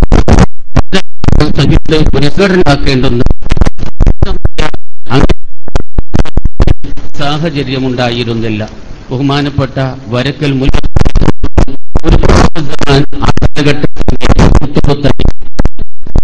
അദ്ദേഹത്തിന്റെ കാലഘട്ടത്തിൽ വാസ്തവത്തിൽ അദ്ദേഹം അന്ന് ഈ കേരളത്തിലുണ്ടായിരുന്ന ഈ വലിയ അധികാര ശക്തിയൊന്നുമില്ലെങ്കിലും നിലനിന്നിരുന്ന ഒരു മുസ്ലിം അധികാര കേന്ദ്രമായിരുന്നു അറക്കൽ രാജകുടുംബം. ഈ അറക്കൽ രാജകുടുംബത്തിന്റെ അഡ്വൈസറായിക്കൊണ്ട് അദ്ദേഹം ഇവിടെ സേവനമനുഷ്ഠിക്കുമ്പോൾ പുതിയങ്ങാടി വരക്കൽ പുതിയങ്ങാടിയിൽ അറക്കൽ രാജസ്വരൂപത്തിലേക്ക് അദ്ദേഹം പോകുമ്പോൾ വഴിനീളെ അദ്ദേഹത്തിന് കുടിക്കാൻ ഇളനീർ കുഴിക്കാൻ വേണ്ടിയിട്ട് തെങ്ങുകൾ വളർത്തുകയും തെങ്ങ് സംരക്ഷിക്കുകയും ചെയ്തത് അറക്കൽ ഭരണകൂടമായിരുന്നു. അദ്ദേഹം വളരെ പ്രൗഢിയോടുകൂടിയായിരുന്നു അന്നത്തെ യാത്ര. അങ്ങനെയുള്ള ആ മഹാത്മാവ് വാസ്തവത്തിൽ നിഷ്ക്രിയനായിരുന്നില്ല. അദ്ദേഹം തന്നെയാണല്ലോ കേരളത്തിലെ മതരംഗത്തുള്ള ഏറ്റവും വലിയ ശക്തിയായ സമസ്ത കേരള ജമിയത്തുൽ ഉലമക്ക് നേതൃത്വം നൽകിയത്, നേതൃത്വം നൽകിയത്, സ്ഥാപനത്തിൽ പങ്കുവഹിച്ചത്, നേതൃത്വം വഹിച്ചത് എല്ലാം അദ്ദേഹമായിരുന്നു. അദ്ദേഹത്തിന്റെ കാലഘട്ടത്തിൽ പണ്ഡിതന്മാർ സംഘടിക്കേണ്ടത് അനിവാര്യമായിരുന്നു. സുന്നത്ത് ജമാഅത്തിന്റെ ഉദാത്തമായ സന്ദേശം കണ്ണിലെ കൃഷ്ണമണി പോലെ സംരക്ഷിക്കേണ്ടത് അനിവാര്യമായിരുന്നു. കാരണം അങ്ങനെയൊരു വെല്ലുവിളിയാണ് ആ കാലഘട്ടത്തിൽ ഉണ്ടായിരുന്നത്. നേരെ മറിച്ച് കുത്തുബുസ്സമാന്റെ കാലഘട്ടത്തിലുണ്ടായിരുന്നത് അധിനിവേശ ശക്തികൾ ഇവിടെയുള്ള ഹിന്ദുവിനെയും മുസ്ലിമിനെയും തമ്മിലടുപ്പിക്കുന്ന പ്രക്രിയ, അടിച്ചമർത്തപ്പെടുന്ന, അവകാശം നിഷേധിക്കപ്പെടുന്ന, അവഗണിക്കപ്പെട്ട ഒരു സമൂഹത്തെ കൂടുതൽ അവഗണനയിലേക്ക് തള്ളുന്ന പ്രക്രിയയായിരുന്നു ഈ നാട്ടിലുണ്ടായിരുന്നത്. വെള്ളക്കാരന്റെ കാലിലണിഞ്ഞ കറുത്ത നിറമുള്ള ഷൂസ് കൊണ്ട്, പാദസരക്ഷ കൊണ്ട് ഇന്ത്യക്കാരന്റെ മാറിടത്തിൽ ചവിട്ടാൻ വിധിക്കപ്പെട്ടവരായിരുന്നു വാസ്തവത്തിൽ ഇന്ത്യൻ ജനത. ഇവിടെയാണ് സ്വാതന്ത്ര്യത്തിന്റെ നല്ലൊരു വായു. വിദേശികളെ ഇവിടുന്ന് തുരത്തുക, അവരെ പോരാട്ടത്തിലൂടെ ഇല്ലാതാക്കുക, അവരുടെ സാംസ്കാരികമായ കടന്നാക്രമണത്തെ തടയുക, ഇതെല്ലാം മുന്നിൽ കണ്ടുകൊണ്ടുള്ള പ്രവർത്തനത്തിന് ആ മഹാത്മാവ് നേതൃത്വം കൊടുക്കുന്നത്. കുല്ലു മുഅ്മിനിൻ തഖിയ്യൻ, കുല്ലു മുഅ്മിനിൻ എല്ലാ മുഅ്മിനീങ്ങളും, കുല്ലു മുഅ്മിനിൻ തഖിയ്യൻ ഹുവ ലില്ലാഹി വലിയ്യാൻ, അവരാണ് അള്ളാഹുവിന്റെ ഔലിയാക്കന്മാർ. ഓരോ സൂക്ഷ്മതയോടുകൂടി ജീവിക്കുന്ന എല്ലാ മുഅ്മിനീങ്ങളും, എല്ലാ വിശ്വാസികളും അള്ളാഹുവിന്റെ വലിയാണ്. പക്ഷേ ഗൈറ അന്നഹും യതഫാവതൂന ഫീ ദറജാതിഹിം ബിഹസ്ബി തഖ്വാഹ്, അവരുടെ പദവികൾ വ്യത്യസ്തമായിരുന്നു അവരുടെ തഖ്വയുടെ മാനദണ്ഡം അനുസരിച്ചുകൊണ്ട്. തഖ്വ എത്ര കൂടുതലുണ്ടോ ആ കൂടുതലനുസരിച്ചുകൊണ്ട് അവർ ഉന്നതമായ പദവിയിലേക്കായിരുന്നു. വിലായത്തിൽ തന്നെ ഉന്നതമായ പദവിയിൽ, ആ പദവിയിൽ ഏറ്റവും ഔന്നത്യത്തിലുള്ള പദവിയാണല്ലോ കുത്തുബ് എന്ന് പറയുന്നത്. വാസ്തവത്തിൽ അവർ ഒരു രാഷ്ട്രത്തിന്റെ നായകന്മാരെ പോലെ, ഒരു സമൂഹത്തിന്റെ നായകന്മാരെ പോലെ ജനനായകന്മാരായിക്കൊണ്ട് പ്രയത്നിക്കുകയും പ്രവർത്തിക്കുകയും ചെയ്തതാണ് ചരിത്രത്തിൽ നമുക്ക് വായിക്കാൻ കഴിയുന്നത്. ഗൗസുൽ മുഹ്യിദ്ദീൻ അബ്ദുൽ ഖാദിർ ജൈലാനി എന്ന് കേൾക്കുമ്പോൾ നാം എന്താണ് മനസ്സിലാക്കേണ്ടത്?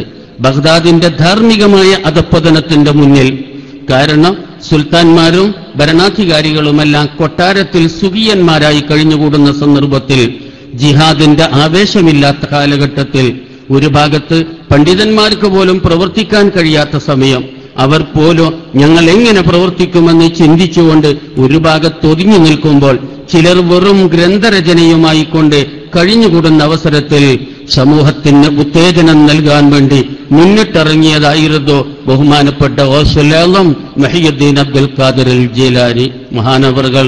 പ്രഗത്ഭനായ പ്രാസംഗികനായിരുന്നു, പ്രഗത്ഭനായ എഴുത്തുകാരനായിരുന്നു. നിരവധി ഗ്രന്ഥങ്ങൾ അദ്ദേഹം എഴുതുകയുണ്ടായി. കവിതയായും ഗദ്യമായും പദ്യമായും അദ്ദേഹത്തിന്റെ രചനകൾ ആത്മീയ ലോകത്ത് ഇന്ന് വലിയ ഒരു വിഭവമായി കൊണ്ടാണ് സ്വീകരിക്കപ്പെടുന്നത്. അക്കാലഘട്ടത്തിൽ അദ്ദേഹം ബഗ്ദാദിലെ ജനവിഭാഗത്തെ ഉത്തേജനം നൽകുകയുണ്ടായി, അവരെ ഉയർത്തിയെടുത്തു, അദ്ദേഹത്തിന്റെ സമീപത്തേക്ക് ആളുകൾ എത്തിച്ചേർന്നു. വാസ്തവത്തിൽ ഈമാനും തഖ്വയും ജനങ്ങളിൽ ആ മഹാത്മാവ് വളർത്തിയെടുക്കുകയും ചെയ്തു. ഇന്ന് നമുക്ക് കുത്തുബുസ്സമാൻ സയ്യിദ് അലവിയൽ മമ്പറമി അവർ ജീവിക്കുന്ന കാലത്തും അതുതന്നെയായിരുന്നു സ്ഥിതി. ജനങ്ങളിലൂടെ ഇസ്ലാമിന്റെ പ്രബോധനം അങ്ങ് നടന്നു. അടിച്ചമർത്തപ്പെട്ടവർ, പീഡിതരായ സമൂഹത്തെ പീഡനത്തിൽ നിന്നും മോചിതരാക്കി. പട്ടികവർഗക്കാർക്ക് ആരാധനക്കുള്ള അവകാശങ്ങൾ കൊടുക്കാൻ മടി കാണിച്ചിരുന്നവർക്കിടയിൽ നിന്ന് ആരാധനാലയങ്ങൾ അവർക്കുണ്ടാക്കാനും അതിന് ആരാധനാലയങ്ങളിൽ അവരുടെ മതപ്രകാരമുള്ള ഉത്സവങ്ങളും ആഘോഷങ്ങളും നടത്താനുമുള്ള അനുവാദമെല്ലാം തന്നെ ആ മഹൽപാവൻ നൽകുകയുണ്ടായി. കാരണം എല്ലാ മതക്കാരും അവരുടെ മതത്തിന്റെ ആദർശമനുസരിച്ച് ഇവിടെ ജീവിക്കണം. ആ ധാർമ്മിക ചിന്ത ഇവിടെ ഉണ്ടാകണം. അപ്പോഴേ ഇവിടെ സ്നേഹം വളരുകയുള്ളൂ, സൗഹാർദ്ദം ഇവിടെ നിലനിൽക്കുകയുള്ളൂ. അത് നമ്മുടെ ദേശീയ താൽപര്യവും കൂടിയാണ്. ബഹുമാനപ്പെട്ട തങ്ങളവറുകൾ ഈ മതസൗഹാർദ്ദ രംഗത്ത് കനത്ത സംഭാവനയാണ് ഇവിടെ സമർപ്പിച്ചത്. അതിന്റെ ഒന്നാം തരം ഉദാഹരണമായിരുന്നു തന്റെ കാര്യസ്ഥനായി വെച്ച ആൾ കോന്തുനായരായിരുന്നു. നായന്മാർ വർഗത്തിൽപ്പെട്ട കോന്തുനായരെ തന്റെ കാര്യസ്ഥനായി കൊണ്ട് സ്വീകരിച്ചത് വാസ്തവത്തിൽ അതിന്റെ ഏറ്റവും വലിയ ഉദാഹരണവും കൂടിയാണ്. മഹത്തുക്കളായ ഔലിയാക്കന്മാരുടെ സന്നിധിയിൽ ജാതി മതം എന്ന ആ വേർതിരിവിന്റെ ലേബൽ പലപ്പോഴും പരിഗണിക്കപ്പെടാറുണ്ടായിരുന്നില്ല. സമാധാനത്തിന് വേണ്ടി വരും, സമാധാന ആവശ്യാർത്ഥം അവിടേക്ക് വരുന്നവർ മുസ്ലിങ്ങൾ മാത്രമാവുകയില്ല. പഞ്ചാബ് എന്ന സംസ്ഥാനം ഇന്ത്യയിൽ ഏറ്റവും അധികം മദ്യപാനികളെ കൊണ്ട് നിറഞ്ഞതാണ്. മദ്യപാനികൾ കൂടുതലുള്ള സംസ്ഥാനം ഇന്ന് കേരളമാണെന്നാണ് ഇപ്പോഴത്തെ കണക്ക്. നേരത്തെ ഉണ്ടായിരുന്നത് പഞ്ചാബായിരുന്നു. ആ പഞ്ചാബിൽ തന്നെ രണ്ട് പ്രഗത്ഭരായ വ്യക്തിത്വം, ഷെയ്ഖ് അഹമ്മദ് ഷഹീദ് എന്ന ഒരാളും ബാബ കുത്തുബുദ്ദീൻ ഫരീദുദ്ദീൻ ഗഞ്ച് ശക്കർ എന്ന് പറയുന്ന വലിയ, ഇവർ രണ്ടുപേരുടെയും മഹത്തായ ധാർമ്മിക പ്രവർത്തനങ്ങളായിരുന്നു അവിടെ നടന്നിരുന്നത്. അതിന്റെ ഫലമായി കൊണ്ടിട്ട് അന്ന് ബ്രിട്ടീഷ് ഭരണം നിശ്ചയിച്ച ഗവർണറുടെ അരികെ പഞ്ചാബിലെ സിഖ് പ്രമുഖന്മാർ, അതായത് അവർ വലിയ മദ്യവ്യാപാരികളായിരുന്നു, ആ മദ്യവ്യാപാരികളായ സിഖ് പ്രമുഖന്മാർ വന്നിട്ട് പറയുകയാണ്, ഞങ്ങൾ ഇനി നികുതി നിങ്ങൾക്ക് നൽകുകയില്ല, മദ്യഷാപ്പിൽ കുടിക്കാൻ ആളുകൾ വരുന്നില്ല, മദ്യപാനികൾ ഇവിടെ കുറഞ്ഞു പോയിരിക്കുന്നു, ഇനി ഞങ്ങൾ നികുതി നൽകുകയില്ല. കാരണം അന്ന് ബ്രിട്ടീഷുകാരുടെ ഭരണത്തിന്റെ ഏറ്റവും വലിയ വരുമാനം, വാസ്തവത്തിൽ വലിയ വരുമാനം നികുതി ആയിരുന്നു. ഈ നികുതി ഇവിടെ നിൽക്കുകയാണെങ്കിൽ നിങ്ങൾക്കിവിടെ സുഗമമായി ഭരണം നടത്താൻ കഴിയുകയില്ല. അതുകൊണ്ട് ഞങ്ങൾ നികുതി തരണമെങ്കിൽ മദ്യപാനികൾ ഞങ്ങളുടെ ഷാപ്പിലേക്ക് വരണം.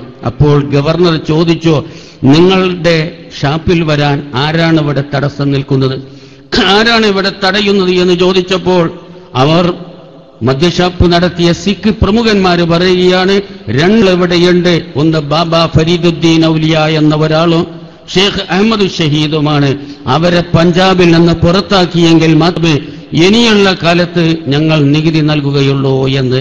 വാസ്തവത്തിൽ അവിടെ കുടിയന്മാർ കുറഞ്ഞു, മദ്യപാനികൾ ഇല്ലാതെയായി, മദ്യഷാപ്പ് അടക്കേണ്ടി വന്നു.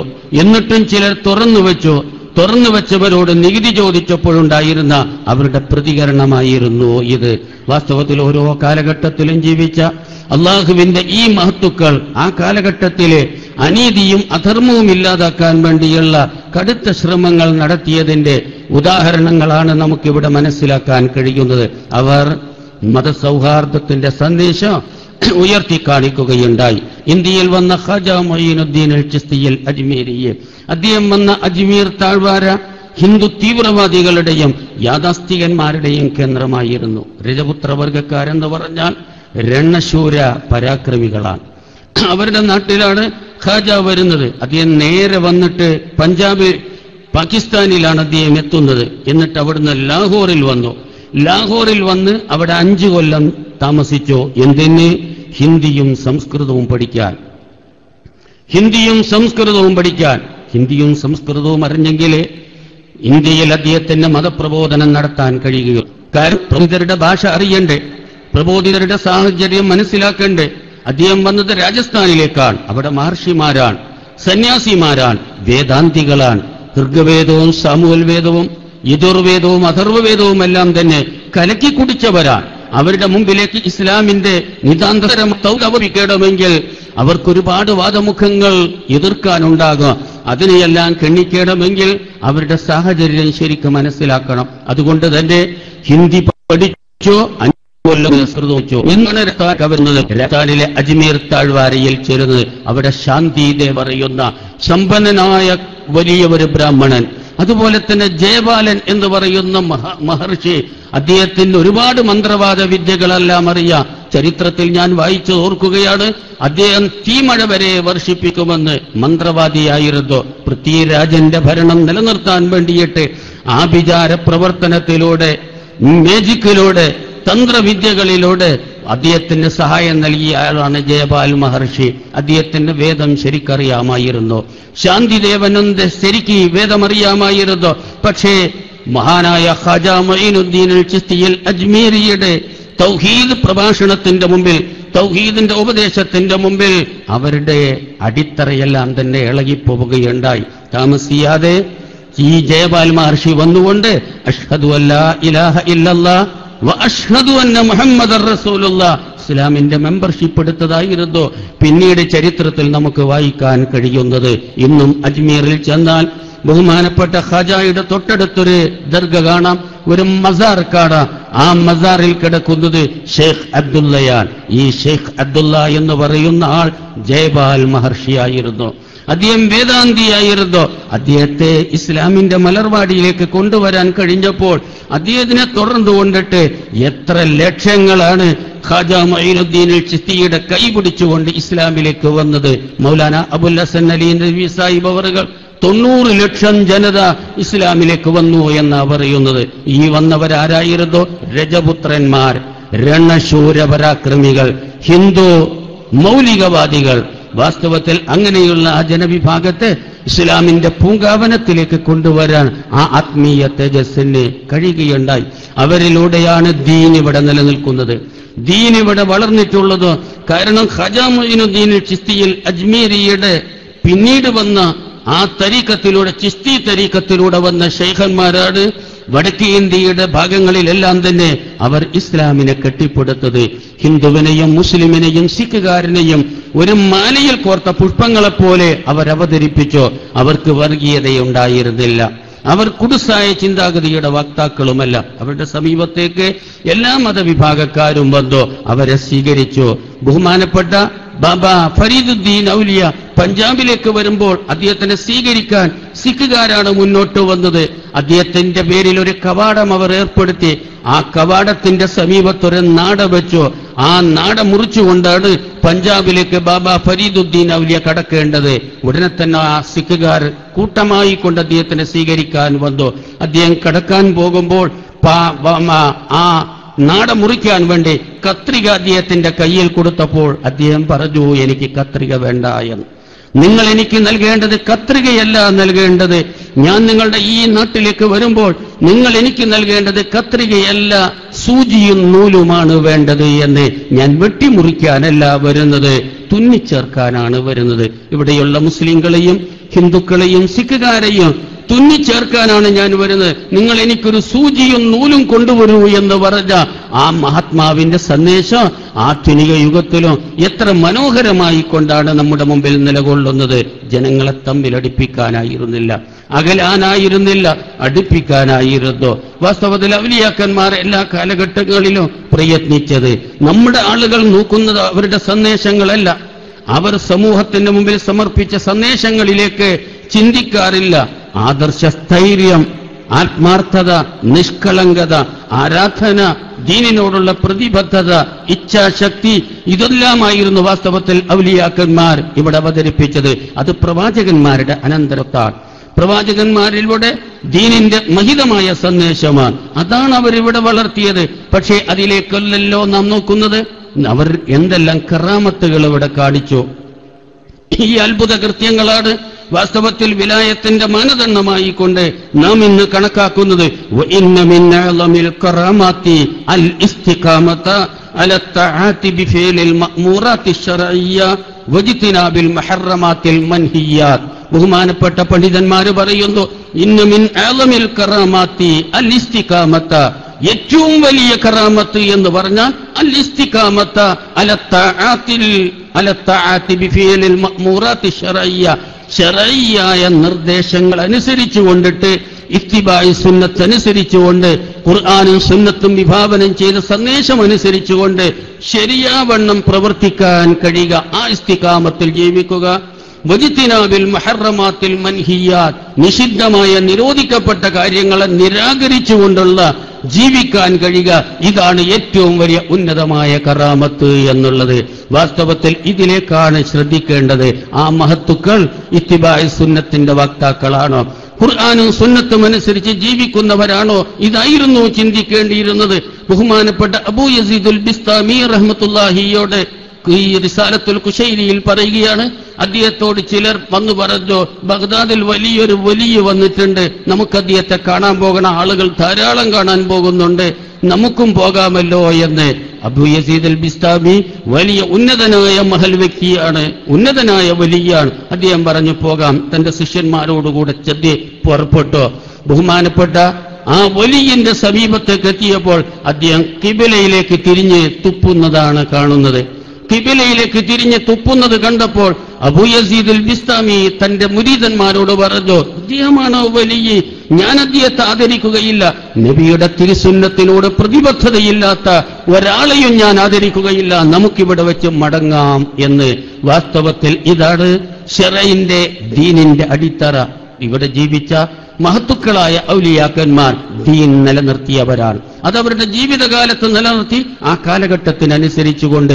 ഇന്ന് ഖുതുബുസ്സമാൻ അന്ത്യവിശ്രമം കൊള്ളുന്നു, പക്ഷേ അദ്ദേഹം ദീനിനെ നിലനിർത്തിക്കൊണ്ടിരിക്കുകയാണ്.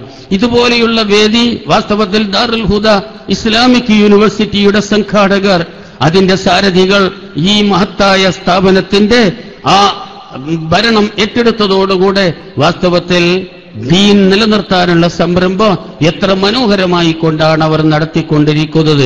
കാരണം ഇതിന്റെ വരുമാനങ്ങളിൽ വലിയ ഒരു പങ്ക് ദാറുൽ ഹുദ ഇസ്ലാമിക് യൂണിവേഴ്സിറ്റിക്കാർ. ആ ഇസ്ലാമിക് യൂണിവേഴ്സിറ്റി കാലഘട്ടത്തിന്റെ ആവശ്യമാണ്, കാലഘട്ടത്തിന്റെ അനിവാര്യതയാണ്. ദീനും ദുനിയാവും അറിഞ്ഞവർ ഇവിടെ ഉണ്ടാവുക. ദീനറിയുന്നവൻ ദുനിയാവറിയുന്നില്ല, ദുനിയാവറിഞ്ഞവൻ ദീനും അറിയുന്നില്ല. ഈ രണ്ട് ധ്രുവങ്ങളിൽ നിലകൊള്ളുന്നതിന് പകരം ദീൻ പഠിക്കുക, ഭൗതികമായ മാനവികമായ വിജ്ഞാനങ്ങളും ഉൾക്കൊള്ളുക, എന്നിട്ട് സമുദായത്തിന്റെ മുന്നിലേക്ക് വരിക. ഇതേറ്റവും ഉദാത്തമായ സന്ദേശമല്ലേ? ഈ കാലഘട്ടത്തിൽ ദീനിനെ നിലനിർത്താൻ കഴിയുന്ന ഉന്നതമായ ഒരു സന്ദേശമാണല്ലോ.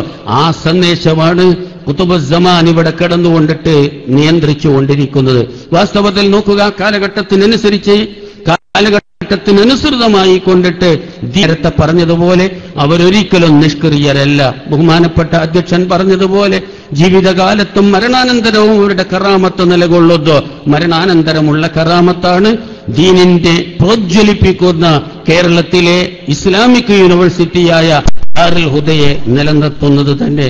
അതിലൂടെ ഇസ്ലാമിന്റെ സുന്ദരമായ ഔന്നത്യം, അതിന്റെ സുന്ദരമായ ദൗത്യം ലോകത്തിന്റെ മുമ്പിൽ ഏത് ഭാഷയിൽ കേൾക്കാൻ, ഇംഗ്ലീഷാവട്ടെ, ഉറുദുവിലാവട്ടെ, അറബിയിലാവട്ടെ, പ്രാചീന അറബിയിലാവട്ടെ, മോഡേൺ അറബിയിലാവട്ടെ, നിർവഹിക്കാൻ കഴിയുന്ന ഒരു തലമുറയെ വാർത്തെടുക്കുമ്പോൾ വാസ്തവത്തിൽ നാം എത്രമാത്രം അഭിമാനിക്കണം. ബഹുമാനപ്പെട്ടവർ കിടന്നുകൊണ്ടല്ലേ ഇതിനെല്ലാം തന്നെ നേതൃത്വം കൊടുക്കുന്നത്. അല്ലാഹു തആല അവരുടെ ഈ ആത്മീയമായ ഫൈലാൻ ഉൾക്കൊള്ളാൻ നമുക്കെല്ലാവർക്കും അല്ലാഹു തൗഫീഖ് ചെയ്യുമാറാകട്ടെ.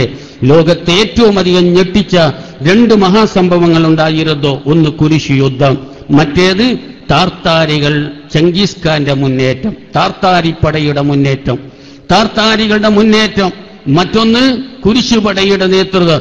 ഞാൻ അതിലേക്കല്ല ഇപ്പോൾ നിങ്ങളെ ശ്രദ്ധ ക്ഷണിക്കുന്നത്. താർത്താരികളുടെ മുന്നേറ്റം. വാസ്തവത്തിൽ ചെങ്കിസ് ഖാന്റെ നേതൃത്വത്തിലുള്ള താർത്താരികൾ അഥവാ മംഗോളിയരുടെ മുന്നേറ്റത്തിന്റെ ഫലമായി കൊണ്ടിട്ട് മുസ്ലിം രാഷ്ട്രങ്ങൾ പപ്പടം പോലെ പൊടിയായ ഒരു കാലഘട്ടമുണ്ടായിരുന്നു.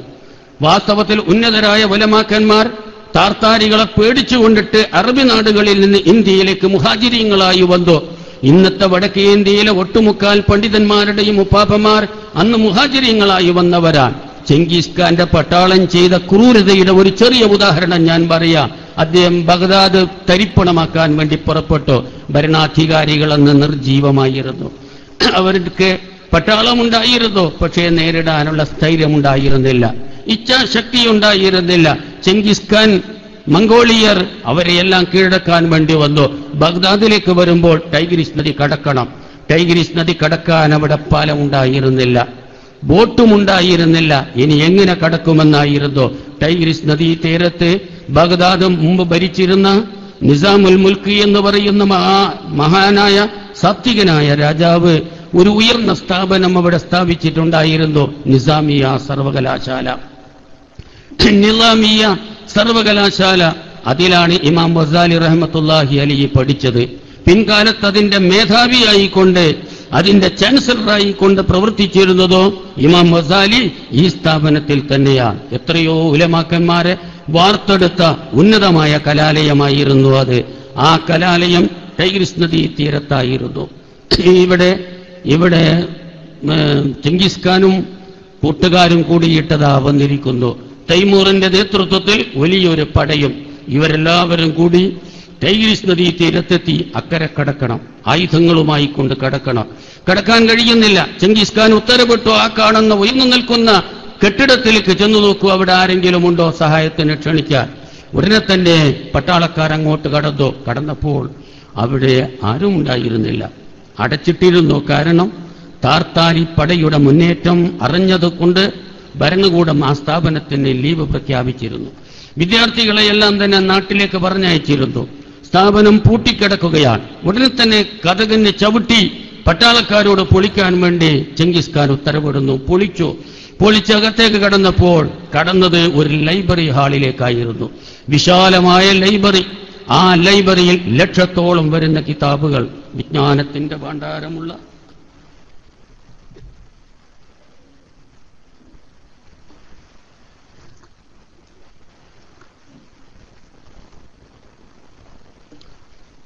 വിജ്ഞാന നിർജ്ജരിയായ ഗ്രന്ഥങ്ങൾ നിറഞ്ഞു നിൽക്കുന്ന ലൈബ്രറി കുത്തുബ്ഖാന. ആ കുത്തുബ്ഖാനയിലേക്ക് പട്ടാളക്കാർ കടന്നു. ചെങ്കിസ് ഖാൻ പറഞ്ഞു, കിതാബുകളെല്ലാം ടൈഗ്രിസ് നദിയിലേക്ക് ഇടൂ എന്ന്. ചെങ്കിസ് ഖാന്റെ ഉത്തരവനുസരിച്ചുകൊണ്ട് കൂറ്റൻ കിതാബുകൾ ആ ടൈഗ്രിസ് നദിയിലേക്ക് ഇട്ടു. അട്ടിയായിട്ട് ഒരു പാലം പോലെ അവിടെ പണിതു. അക്കരെ കടക്കാൻ പാലം പോലെ പണിതു. അതിന്റെ മുകളിലൂടെ ചെങ്കിസ് ഖാന്റെ കുതിര ആദ്യം കുളമ്പിട്ടടിച്ചുകൊണ്ടിട്ട് അക്കരെ കടക്കുകയും ചെയ്തു.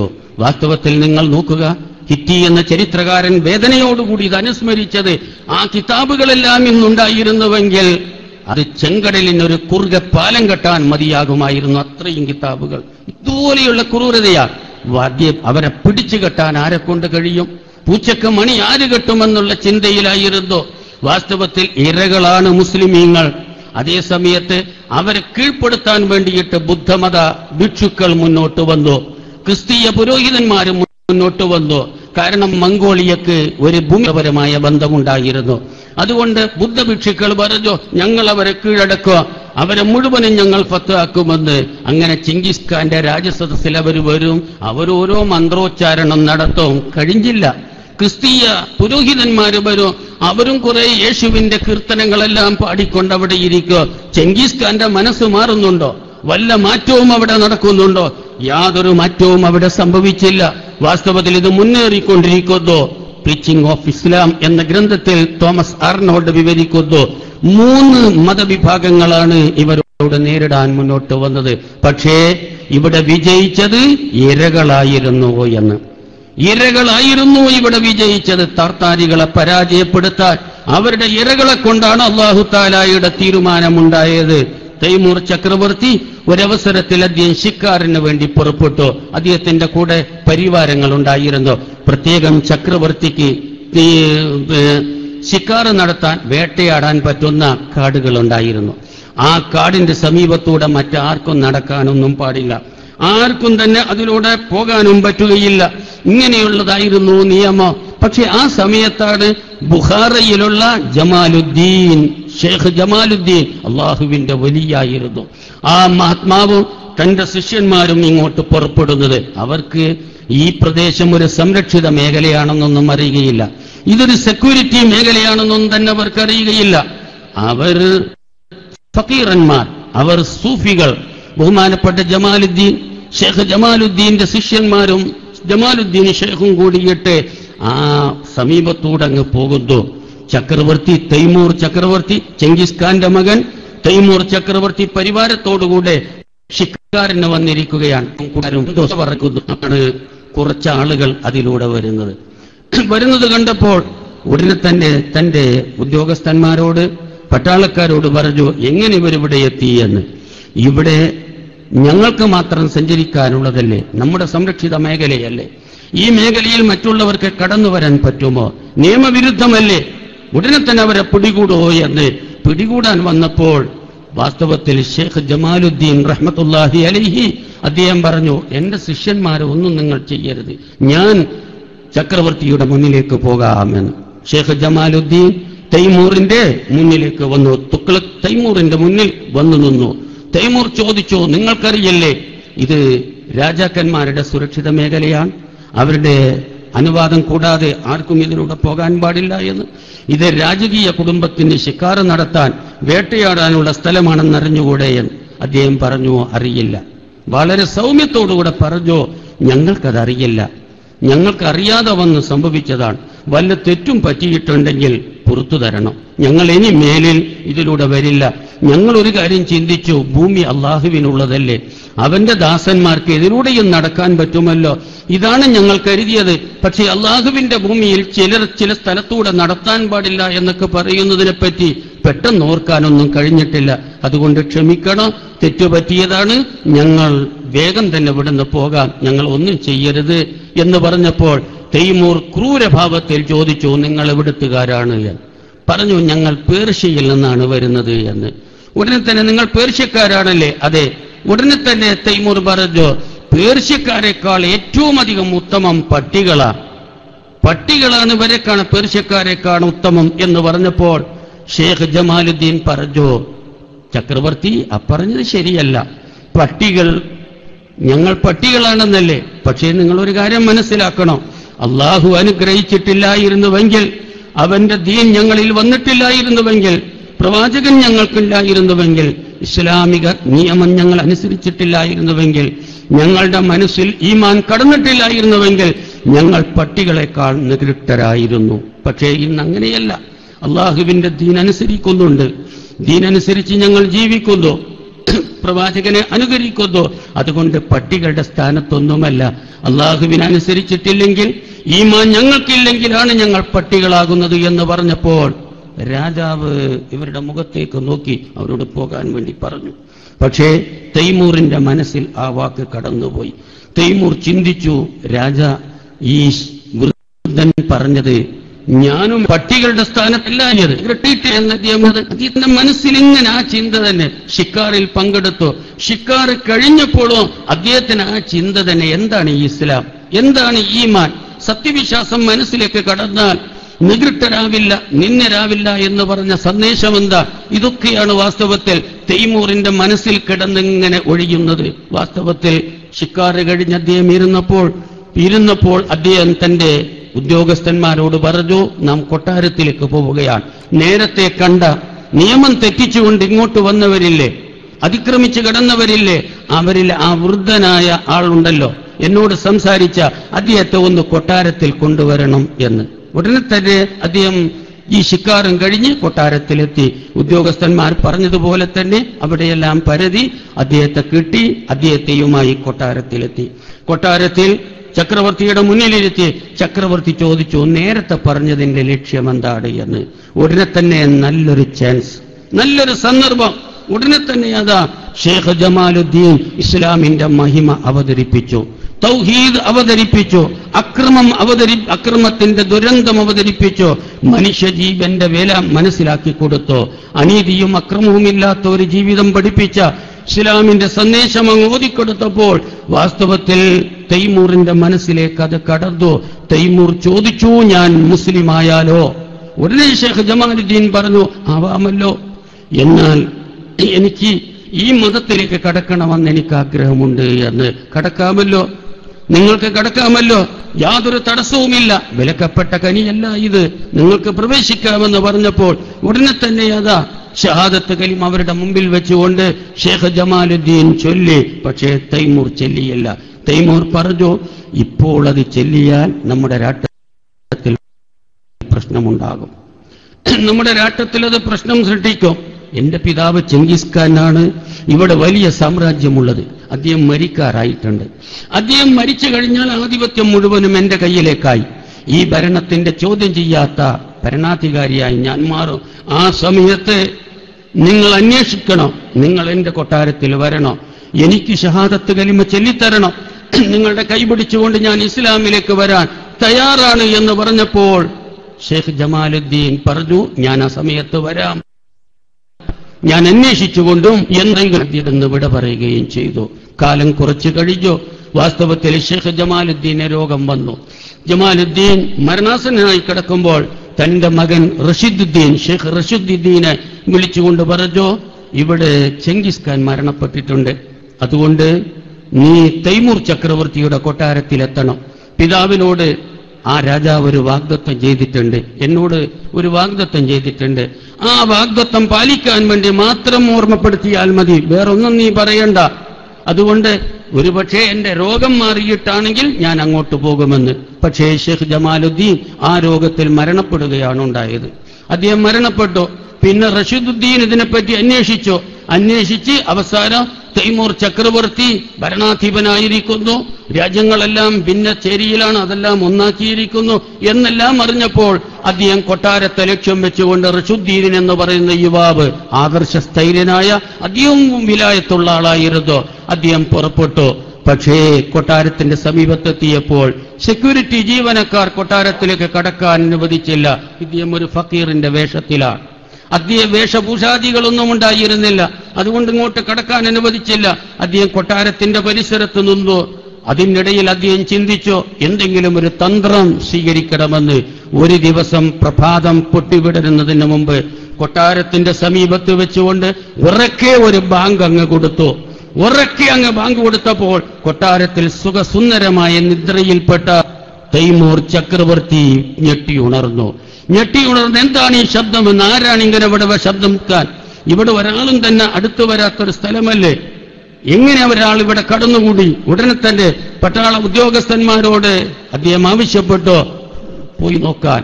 അങ്ങനെ വല്ലവരെയും കണ്ടാൽ അദ്ദേഹം ചാരനായിരിക്കും, ഈ രാഷ്ട്രത്തെ തകർക്കാൻ വേണ്ടി വന്നവനാണ്, വേഗം പിടികൂടി എന്റെ മുന്നിൽ കൊണ്ടുവരണമെന്ന്. ഉടനെ അദ്ദേഹം കൊട്ടാരത്തിന്റെ മുകൾ തട്ടിലാണ്, താഴോട്ട് ഇറങ്ങി വന്നു. അപ്പോഴേക്കും അതാ ഉദ്യോഗസ്ഥന്മാർ പിടിച്ചുകൊണ്ടുവന്നിരിക്കുന്നു ഷേഖ് റഷീദുദ്ദീനെ. ഷേഖ് റഷീദുദ്ദീൻ മുന്നിൽ വന്നു. അദ്ദേഹത്തോട് ചോദിച്ചു, നീ എവിടുന്നാണ് ഈ ശബ്ദമുണ്ടാക്കിയത്, എന്താണ് നീ പറഞ്ഞത് എന്ന്. അപ്പോൾ ഷേഖ് റഷീദുദ്ദീൻ പറഞ്ഞു, ഞാൻ ഷേഖ് ജമാലുദ്ദീന്റെ മകനാണ് ഞാൻ. എന്റെ വാപ്പയോട് അങ്ങ് പറഞ്ഞ ആ വാഗ്ദത്തം ഓർമ്മിപ്പിക്കാൻ വാപ്പ എന്നെ പറഞ്ഞയച്ചതാണ് എന്ന്. വാപ്പ നിങ്ങൾക്ക് അഭിവാദ്യം അർപ്പിക്കുന്നു, നിങ്ങൾക്ക് അഭിവാദ്യം നേരാൻ വേണ്ടിയിട്ട് എന്റെ പിതാവ് എന്നോട് പറഞ്ഞിട്ടുണ്ട്, ആ വാഗ്ദത്തം ഒന്ന് ഓർമ്മിപ്പിക്കാനും പറഞ്ഞിട്ടുണ്ടെന്ന് പറഞ്ഞപ്പോൾ തൈമൂറിനത് മറന്നിരുന്നില്ല.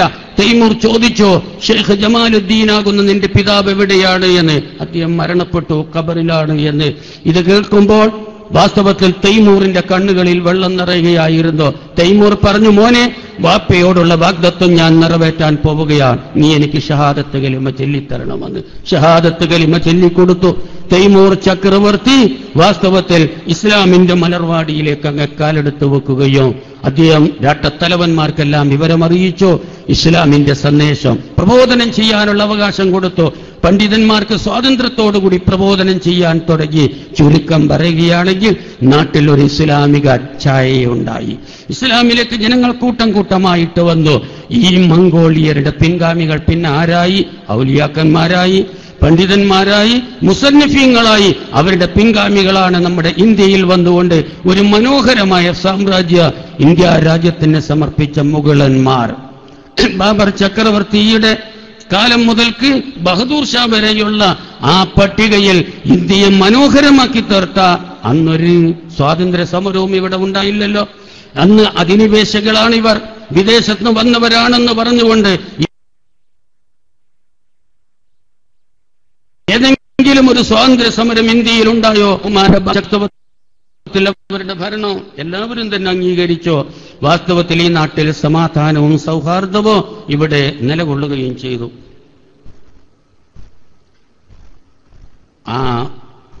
ഇവർ ഈ താർത്താരികളുടെ മംഗോളിയരുടെ പിൻഗാമികളാണ്. നോക്കൂ, ഇതാണ് വിചാര വിപ്ലവം. ഈ വിചാര വിപ്ലവം മനസ്സിന്റെ ഉള്ളിലൂടെ സാധിപ്പിക്കാൻ കഴിഞ്ഞവരാണ് അള്ളാഹുവിന്റെ ഔലിയാക്കന്മാർ. അവരുടെ ജീവിത സന്ദേശം നാം പഠിക്കണം. പഠിക്കാൻ പറ്റുന്ന ഗ്രന്ഥങ്ങൾ ബഹുമാനപ്പെട്ട ദാറുൽ ഹുദ ഇസ്ലാമിക് യൂണിവേഴ്സിറ്റി നിങ്ങളുടെ മുമ്പിൽ അവതരിപ്പിക്കുന്നുമുണ്ട്. വാസ്തവത്തിൽ അതിലൂടെ ഔലിയാക്കന്മാരുടെ നിതാന്തമായ സൗന്ദര്യം അറിയാൻ നമുക്ക് കഴിയണം. ഇന്ത്യ രാജ്യത്ത് ജീവിച്ച പ്രഗത്ഭന്മാരായ സൂഫികളെല്ലാം തന്നെ ഇത്തരത്തിൽ ഇസ്ലാമിന്റെ പ്രബോധനം നടത്തിയവരാണ്. അവരുടെ ഉദാത്തമായ മാതൃക ജീവിതത്തിൽ അനുവർത്തിക്കാനും അതനുസരിച്ചുകൊണ്ട് മുന്നോട്ടു പോകാനോ അള്ളാഹു നമുക്കെല്ലാവർക്കും തൗഫീക്ക് ചെയ്യുമാറാകട്ടെ. അവർ ഇൽമിനെ നിലനിർത്തിയവരാണ്. വിജ്ഞാനമാണ് ദീനിന്റെ നിലനിൽപ്പിന് അനിവാര്യം. ഖുതുബുസ്സമാന്റെ കാണാൻ വരുന്നവരുടെ വരുമാനം കൊണ്ട് നിലനിൽക്കുന്നതും ഇൽമാണ്. അല്ലാഹു തആല ഇൽമിനെ സഹായിക്കുന്നവരിലും അതിന് ഖിദ്മത്തെടുക്കുന്നവരിലും നമ്മളെല്ലാവരെയും പെടുത്തുമാറാകട്ടെ. മഹാനായ വലിയന്റെ ഹക്ക് ജാഹ് ബറക്കത്ത് കൊണ്ടിട്ട് നമ്മുടെ എല്ലാവിധ രോഗങ്ങളും ശിഫയാക്കി ദീർഘായുസ്സും ആരോഗ്യവും പടച്ച തമ്പുരാൻ നമുക്കെല്ലാവർക്കും പ്രദാനം ചെയ്യുമാറാകട്ടെ എന്ന പ്രാർത്ഥനയോട് ഞാൻ എന്റെ പ്രസംഗം അവസാനിപ്പിക്കുന്നു. വമാ തൗഫീഖി ഇല്ലാ ബില്ലാ. അസ്സലാമു അലൈക്കും വറഹ്മത്തുള്ളാഹി.